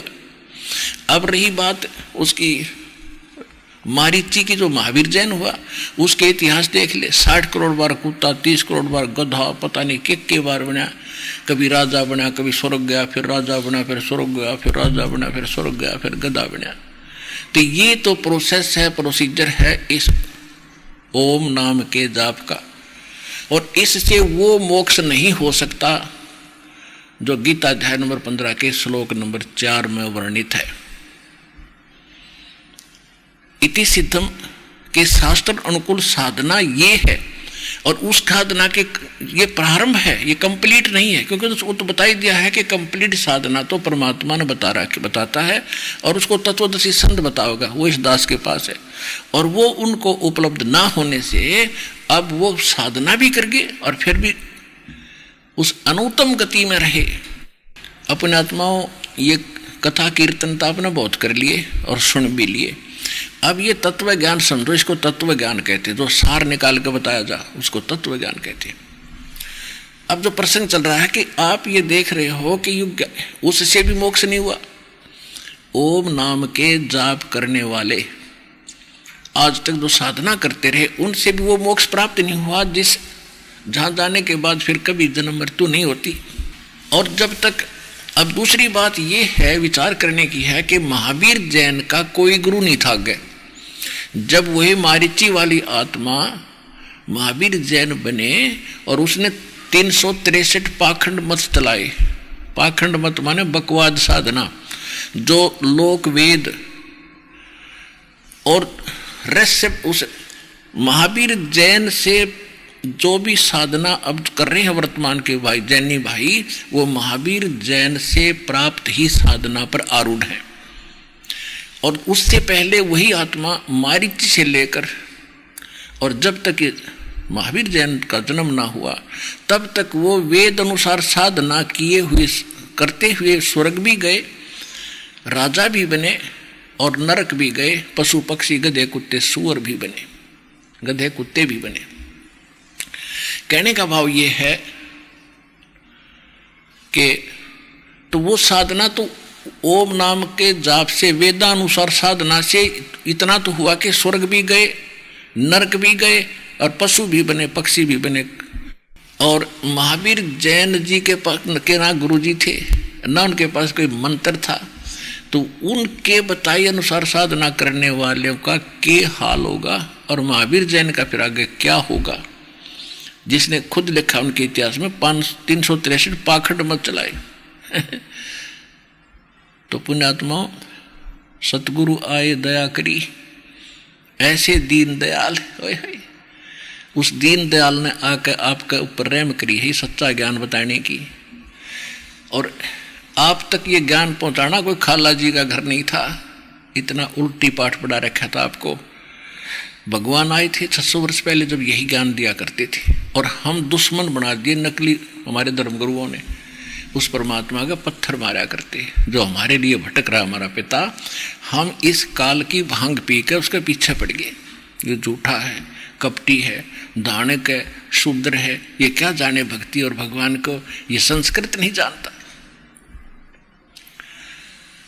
अब परमात्मा कितने सहनशील और सब्र किया उन्होंने कि किस न मारूं ये बच्चे मेरे। नहीं तो इतने समर्थ एक शब्द से सारे काल के 21 ब्रह्मांडों का विनाश कर सकते थे, लेकिन किसका करें? सारे बच्चे उसके। वो तो दुरुपयोग कर रहा है आपका और अपनों को अपने से भिड़ा रहा है, बैठा आराम से 21वें ब्रह्मांड में। इसलिए उस परमेश्वर ने किसी की हानि नहीं करी, उनके साथ बहुत जुल्म कर तो लिया हमने, क्योंकि वो परमात्मा है, पिता है, और पिता अपने बच्चों की हानि नहीं कर सकते। कितना ही दुखी करें वो, उनको मालूम है कि नशे में बोल रहा है। जब भांग उतरेगी, जब देखना तो आपकी भांग उतरेगी। अब आप देखो आपको कैसे लग रहे हैं परमात्मा। पृथ्वी पर को आपको सतलोक आश्रम बरवाला के अतिरिक्त कोई स्थान नहीं, और दास के द्वारा दिया जा रहा इसके बराबर कोई ज्ञान नहीं, और कबीर जैसा भगवान नहीं। ये आपकी आत्मा मान चुकी है। जितने भी विश्व के भाई बहन हैं आपके ही भाई बहन हैं, परमात्मा के बच्चे हैं, और उनकी भांग उतारने का आप प्रयत्न कर रहे हो। आप जाते हो प्रचार करने के लिए, और वो आपके भाई बहन उन नकली संतों के नकली ज्ञान से आरूढ़ होकर आपके साथ झगड़ा भी करते हैं। अब दास की प्रार्थना है कि आपको ज्ञान हो गया, आपने उनके साथ कोई झगड़ा नहीं करना, चाहे उनको समझाना ना माने उनकी मर्जी, पर उनको जोर जबरदस्ती नहीं करनी किसी के साथ नहीं, फिर परमात्मा का विधान नष्ट हो जाता है। तो एक दिन सबकी भांग उतरेगी, और ये भांग उतरने पाछे काल की अज्ञान की भांग, यानी अज्ञान के नशे में जो विरोध कर रहे हैं और भगवान को भगवान ना मान रहे हैं, तो फिर देखना आपकी तरह वो भी आंखों में आंसू आया करेंगे, अपने किए पर पछताया करेंगे कि हमने बहुत भूल करी। तो दास की अर्ज है सभी से, जिसकी जहाँ तक आसानी से पहुँच होती है वहाँ तक इस ज्ञान को पहुँचाओ। सबकी भांग उतारने के लिए एंटीबायोटिक ये कैप्सूल दो, ये ज्ञान है, ये भक्ति, ये पहुँचाओ उन तक, उनका भी उद्धार होगा। वह परमात्मा के बच्चे भूल में पड़े। अब प्रसंग चल रहा है कि गीता ज्ञान दाता कह रहा है कि 7वें अध्याय के 29वें मंत्र, जब प्रसंग चल रहा था कि जैसे गीता ज्ञान दाता ब्रह्म की साधना करने से वो मोक्ष प्राप्त नहीं हुआ जो 15वें अध्याय के 4थे श्लोक में है। इसके साथ साथ 18वें अध्याय के 62वें श्लोक में गीता ज्ञान दाता कहता कि अर्जुन तू सर्वभाव से उस परमेश्वर की शरण में जा, उसकी कृपा से ही तू परम शांति को और सनातन परम धाम को प्राप्त होगा। और अपनी साधना को 7वें अध्याय के 18वें श्लोक में ये स्वयं कहता कि अर्जुन मेरी साधना भी अनुत्तमम है। अनुत्तमम माने कति घटिया ते घटिया, अनुत्तमम एक उत्तमम, उत्तम उत्तम माने सर्वोत्तम, और अनुत्तमम सब ते घटिया। घटिया का मतलब है व्यर्थ। और इन्होंने जो गीता अध्याय नंबर 7 के श्लोक नंबर 18 में अनुवाद किया है, अनुवादकर्ताओं ने अनर्थ कर दिया अज्ञान के कारण। अनुत्तम को अति उत्तम लिख दिया, सर्वश्रेष्ठ। काल की भांग पी रहे ये ज्ञान है, ऐसा बोलेंगे? एक बैड वर्ड लिखा हो कहीं पर, बैड इंग्लिश में, और उसको कोई गुड लिखे, कितनी बुद्धि उस इंसान के अंदर। तो कहने का भाव यह है कि बिना ज्ञान के हम ऐसे ही ऊट पटांग ज्ञान आप समझ के अपनी सोच से बना लेते और उसी बात आधारित रहते। तो गीता ज्ञानदाता का इसलिए कह रहा है कि ना मोक्ष मेरा हो ना तेरा हो। और जैसे महावीर जैन के इतिहास आपने बहुत बार दिखाया, फिर दिखाएंगे, तो उसमें उनकी कितनी दुर्गति हुई, इतने अच्छे साधक की। वो तो सीधी साधना कर रहा था ऋषभदेव जी से लेकर, और उसके बाद उनकी ऐसी जन्म और मृत्यु, कितनी हालत खराब हुई, स्वर्ग तक भी गए। और जो साधना महावीर जैन ने आगे चलाई वो तो पाखंड मत है, वो वेद अनुसार भी नहीं है, और उसके आधार से साधना सब जैनी भाई कर रहे हैं वर्तमान में। तो वो तो एक दिन भी स्वर्ग में नहीं जा सकते, सीधे नरक में जाएंगे, 84 लाख योनियों को ही प्राप्त होंगे। उनको तो वो साधना है नहीं उनके पास। तो दास का ये उद्देश्य ये ना समझो मैं निंदा कर रहा हूँ, आपकी आंखें खोल रहा हूँ कि पिछले भी गए और आप भी जा रहे हो उसी एक भेड़ वाली चाल पर। अब बुद्धिमान हो, बुद्धिजीवी हो, दास तो बता रहा है, वो दिखा रहा है, बोल नहीं रहा है। साथ साथ प्रमाण भी देता हूँ। आज तो चलो मौखिक सत्संग कर रहा हूँ, आने वाले समय में सबको एक एक पॉइंट टू पॉइंट मैंने बहुत बार बता रखा है, सत्संग भी कर रखे, वो CD भी बना रखी है। तो मेरा उद्देश्य ये है कि आप संभलो और यथार्थ भक्ति ग्रहण करो। आप सभी भ्रमित हो, भगवान के लिए आप सब धर्मों में विभाजित हुए हो और सब पंथों में गए हो, तो इस पंथ को संभालो, इस ज्ञान को ग्रहण करो और फिर मिलाओ। पहले तुलना करो, बाद में आओ यहाँ पर तुलना कर लो। और इसकी बजाय ये कहना कि निंदा करते हैं, हमारी भावनाओं को ठेस पहुंचा दिया, नहीं, ठेस नहीं पहुंचा रहा। ठेस, भावनाओं को ठेस या निंदा वो होती है जो झूठी कपट करके बकवाद करे। दास तो प्रमाणित करके दिखाता है, एक एक वर्ड को, एक पॉइंट को 6 प्रमाण देकर आगे चलता हूँ। जब जाके आपके हृदय में ये समाया कि सचमुच रामपाल सच्ची का और बाकी सब झूठे हैं, जिसका परिणाम ये देख रहा है दास, लाखों की संख्या में अनुयायी हो गई। तो ये 7वें अध्याय के 18वें श्लोक में कह रहा है कि मेरी साधना करने वाले भी, ये ज्ञानी आत्मा जो 4 नंबर के गीता अध्याय नंबर 15 के, गीता अध्याय नंबर 7 के श्लोक नंबर 16 से लेकर 18 तक ये अपनी साधना बताता है। और 12 से लेकर 15 तक इसने कहा कि जो तीनों गुणों की ब्रह्मा विष्णु महेश तक की साधना करते हैं उनकी साधना व्यर्थ है। फिर अपनी साधना बताता है कि मेरी जो साधना करते हैं वो 4 प्रकार के हैं, गीता अध्याय नंबर 7 के श्लोक 16 और 18 में से 18 में। तो उसमें बताया कि 4 प्रकार के साधक मेरी साधना करते हैं। एक तो अर्थार्थी, एक अर्थ और एक जिज्ञासु, और 4थे नंबर के ज्ञानी। अर्थार्थी तो वो होते हैं जो धन लाभ के लिए, यानी घर में कोई हानि हो रही हो और उसको हानि को रोकने के लिए, धन प्राप्ति के लिए जो अनुष्ठान कराते हैं वो केवल वेद मंत्रों से ही करते हैं, वो किसी और दंत कथा की कविता और मंत्र नहीं बोलते, वो तो है ब्रह्म साधक। और अर्थ जो संकट निवारण के लिए भी वेदों के मंत्रों का अनुष्ठान करते, अन्य नहीं करते। और तीसरे जिज्ञासु जो घर से निकले भगवान पाने के लिए, फिर उन जगह जगह जाकर जैसे धर्मगुरु मिले उनसे ज्ञान ग्रहण कर लिया, उस ज्ञान के स्वयं वक्ता बन गए, वो प्रचारक बन गए अड़ंगे के।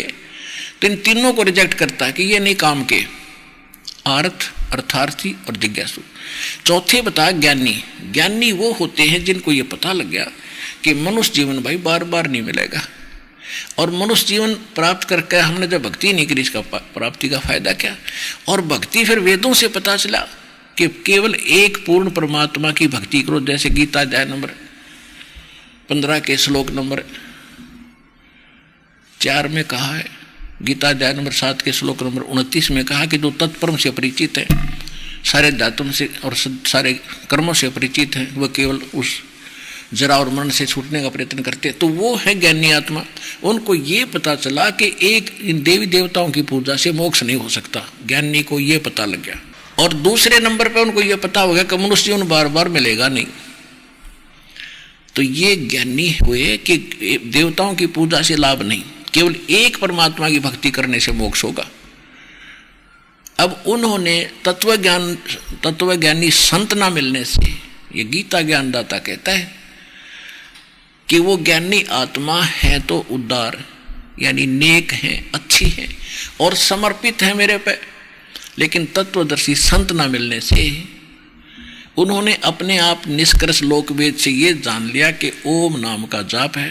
यजुर्वेद अध्याय नंबर 40 के मंत्र नंबर 15 से ले लिया। ओम करतु समर किलवे समर और करतु समर, बस इन्होंने फाइनल कर लिया भाई ओम नाम है और कोई नाम में कोई नहीं। और बिल्कुल सी वेदों में यही मंत्र है, ओपन लीत है।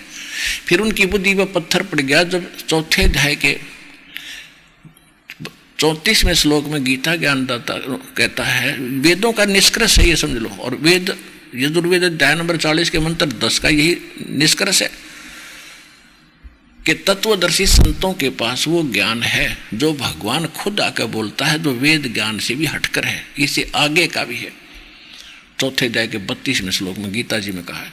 तो उनकी वो बुद्धि वहां काम निकली। फिर यजुर्वेद अध्याय नंबर 40 के श्लोक मंत्र नंबर 17 में स्पष्ट किया है कि पूर्ण परमात्मा तो गुप्त है और मैं ओम हूं, मैं ब्रह्म लोक में रहता हूं, मेरा ओम नाम है।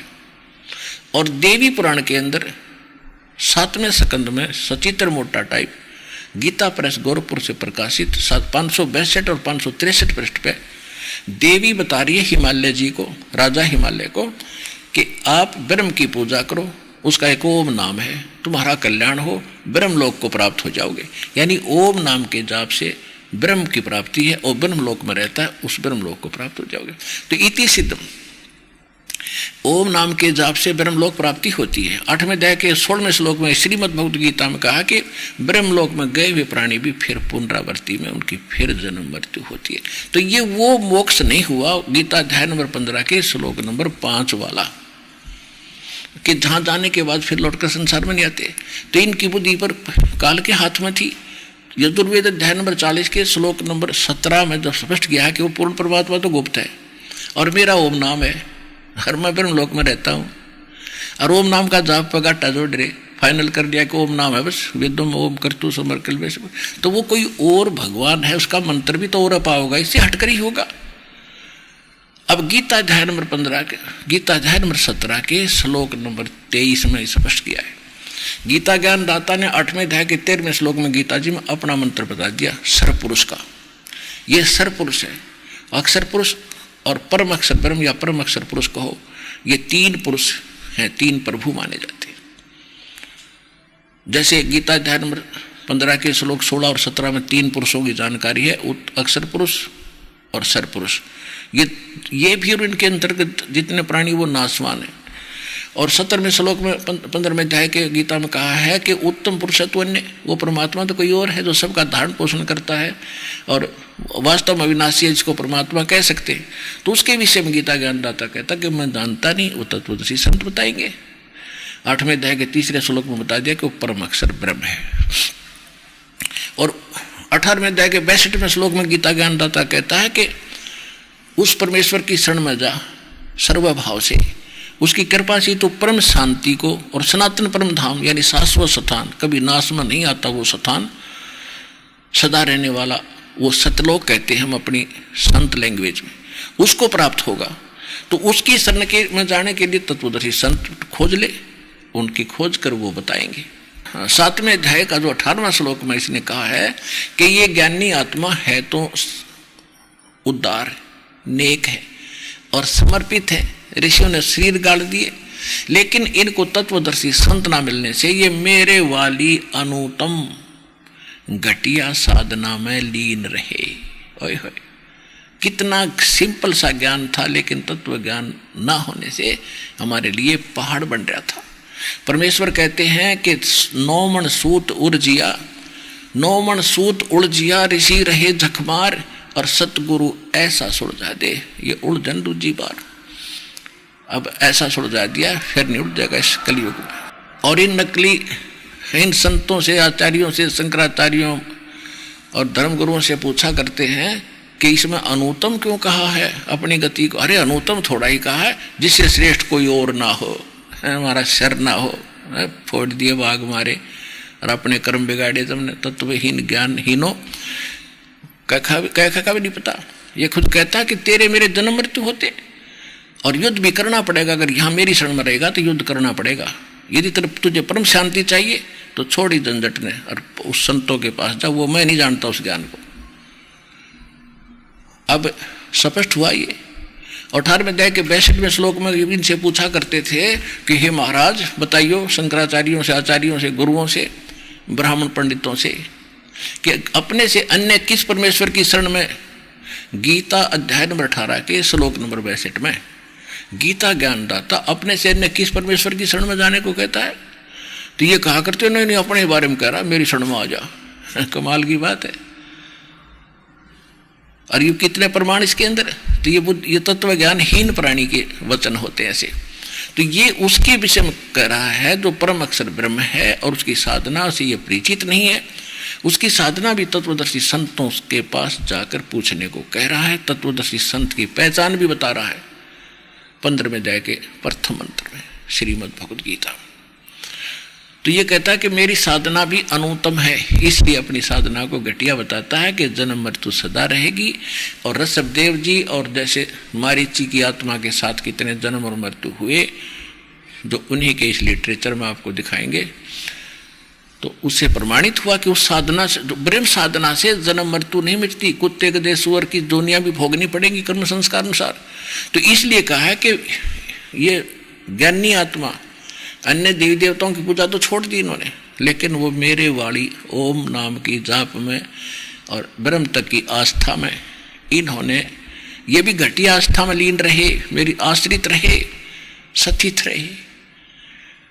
और 7वें अध्याय के 19वें श्लोक में गीता ज्ञानदाता कहता है कि बहुनाम जन्मानाम अंते ज्ञानमान माम प्रपद्यते। बहुत बहुत के अंत के किसी मनुष्य जन्म जिसे प्राप्त हो और अंत के जन्म में एकाध कोई मेरी भक्ति करता है। ब्रह्म तक की साधना भी बड़ी मुश्किल से करते हैं, कोई नाती राम कृष्ण सीता राम मुंडी मसाणियों तक सीमित रहते हैं। बहुत जन्मों के किसी अंत के जन्म में मेरी भक्ति करते हैं। और वासुदेव सर्वमिति स महात्मा सुदुर्लभ है कि वासुदेव ही सब कुछ है, ये बताने वाला वो साधु बड़ी मुश्किल से मिलेगा संत तुझे। वासुदेव नोट श्री कृष्ण, हम श्री कृष्ण जी को वासुदेव मान रहे थे। वेदों में वासुदेव का अर्थ है जिसका सबके ऊपर वास हो, जिसका सब ब्रह्मांडों पर कंट्रोल हो, वो सर्वशक्तिमान परमात्मा, सबका जनक और सर्वशक्तिमान, जिसकी सत्ता सबके ऊपर हो, उसको वासुदेव कहते हैं। और वासुदेव तो श्री कृष्ण जी के पिताजी का नाम था। वो वेदों से ब्राह्मणों ने लिख दिया, गुरुओं ने बोल दिया करते बोले भाई छोरे का नाम लिख ले, लड़के का नाम रख लो, उत्तम नाम है, वो है भगवान की महिमा का। और यो ला दिया श्री कृष्ण के। श्री कृष्ण इज विष्णु, विष्णु इज सतोगुण, और सतोगुण जो है ये विष्णु जी केवल एक ब्रह्मांड में एक विभाग के मंत्री हैं, सतोगुण विभाग के, और एक रजोगुण विभाग के ब्रह्मा जी और तमोगुण विभाग के श्री शंकर जी। ये केवल एक ब्रह्मांड में ये इतने ही मालिक है, इतने वासुदेव हैं, इतने प्रभु हैं ये। और इनका पिता जो सरपुरुष है ये 21 ब्रह्मांड का मालिक है। ये केवल इतना ही वासुदेव है, ये इतना ही प्रभु है, स्वामी है। ये वासुदेव नहीं है, कंप्लीट गॉड नहीं है, जिसका सबके ऊपर वास हो, सबका ऊपर जिसकी प्रभुता हो। 17वें अध्याय के 23वें श्लोक में बताया है कि ओम तत् सत इति निर्देश है ब्रह्मण है त्रिवेद स्मृत है। इसमें अनुवादकर्ता ने भी सब ठीक लिखा है कि उस सच्चिदानंद घन ब्रह्म का, उस सच्चिदानंद घन ब्रह्म का, ये ओम उस सच्चिदानंद घन ब्रह्म को पाने का, परम अक्षर ब्रह्म को पाने का, और उस स्थान पर जाने का जहाँ जाकर फिर लौट कर वापस नहीं आते, उस स्थान पर जाने का ये 3 मंत्र का जाप है। ओम तो सीधा है, तो डिक्लेयर्ड है, ये तो सार्वजनिक है, पहले से ओपन है। ओम तो सरपुरुष का, गीता अध्याय नंबर 15 के श्लोक 16 और 17 में 3 पुरुष है, सरपुरुष, अक्षर पुरुष और परम अक्षर पुरुष।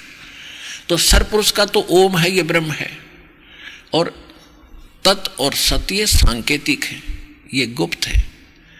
सांकेतिक है जैसे वेदों यजुर्वेद ऋग्वेद मंडल नंबर 9 सूक्त 95 के मंत्र 2 सार्वजनिक करता है, गुप्त मंत्र वही लाता जो किसी वेद शास्त्र में नहीं होती। तो परमेश्वर ने स्वयं बताया कि सोहम शब्द हम जग में लाए और सार शब्द हमने गुप्त छिपाए। सोहम शब्द आपको ना गीता मिलेगा, ना वेदों में, ना पुराणों में। पुराणों में बाद में टेक्शन घसीट दिया, लेकिन वेद और गीता में नहीं मिलेगा। ये मूल शास्त्र है। तो कहने का भाव ये है कि परमात्मा ने आके सोहम मंत्र दिया था शंकर भगवान को। उसके बाद इन्होंने कुछ और भी, वैसे इन्होंने बताया नहीं किसी को, फिर भी सुना की तरफ लिख लिया, वो अलग बात है। वेद और गीता में 100 मंत्र नहीं है। तो फिर इसके बाद एक और मंत्र है, सोहम ऊपर और है सत्सुकृत्युक नाम, और वाह की भक्ति किए बिना ये सारे ही बेकाम। यानी साधना ये भी करनी है। इसके बाद सोहम के ऊपर एक और मंत्र है सत्सुकृत, जिसको सार नाम कहते हैं। परमात्मा कहते सो हम शब्द हम जग में लाए, सार शब्द हमने गुप्त छुपाए। धर्मदास मेरी लाख दुहाई, ये सार शब्द की दबार ना जाई। तो वो इस दास को दिया वा करके अब खोल लेंगे सारे के सामने। तो कहने का भाव ये है कि गीता अध्याय नंबर 15 के, गीता अध्याय नंबर 17 के श्लोक 23 में ओम तत्सत ये 3 मंत्र है। ओम तो सरपुरुष इस ब्रह्म का गीता ज्ञान दाता का, और तत् ये अक्षर पुरुष यानी परब्रह्म का, ब्रह्म से नेक्स्ट जो ब्रह्म है, सरपुरुष से नेक्स्ट अक्षर पुरुष कहते हैं। और सत है ये भी सांकेतिक है, तत् भी सांकेतिक है। ये सत जो है मंत्र, ये परम अक्षर ब्रह्म का, उस पूर्ण परमात्मा का, ये गुप्त है, ये दास के पास। इसको सार नाम कहते हैं, आदि नाम इसी को कहते हैं। ये कोड वर्ड है। ये तो लिफाफा है, सत तो इसका न सोच ले, इसके अंदर है वो माल।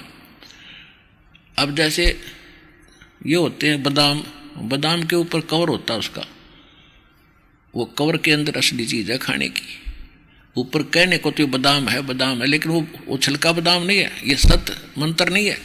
इसका कोड वर्ड जो है वो बादामगिरी खाने की।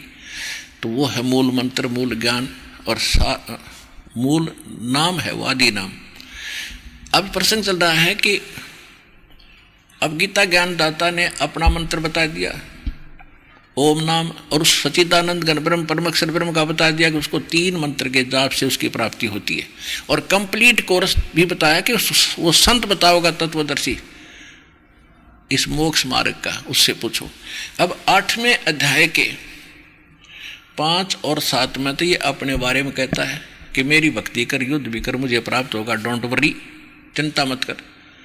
और गीता अध्याय नंबर 8 के श्लोक नंबर 8, 9, 10 में ये कहता है कि उस सच्चिदानंद घन ब्रह्म की भक्ति जो साधना अनन्य मन से करते हैं, किसी और देव में आस्था नहीं रखते, उसकी भक्ति करने वाला उसी के पास चला जाता, उस भक्ति की कमाई की शक्ति से, उस भक्ति बल से, योग बल से उसी परमात्मा के पास चला जाता है। और कंप्लीट कोर्स तो वो तत्वदर्शी संत बताएंगे, उनसे पूछो।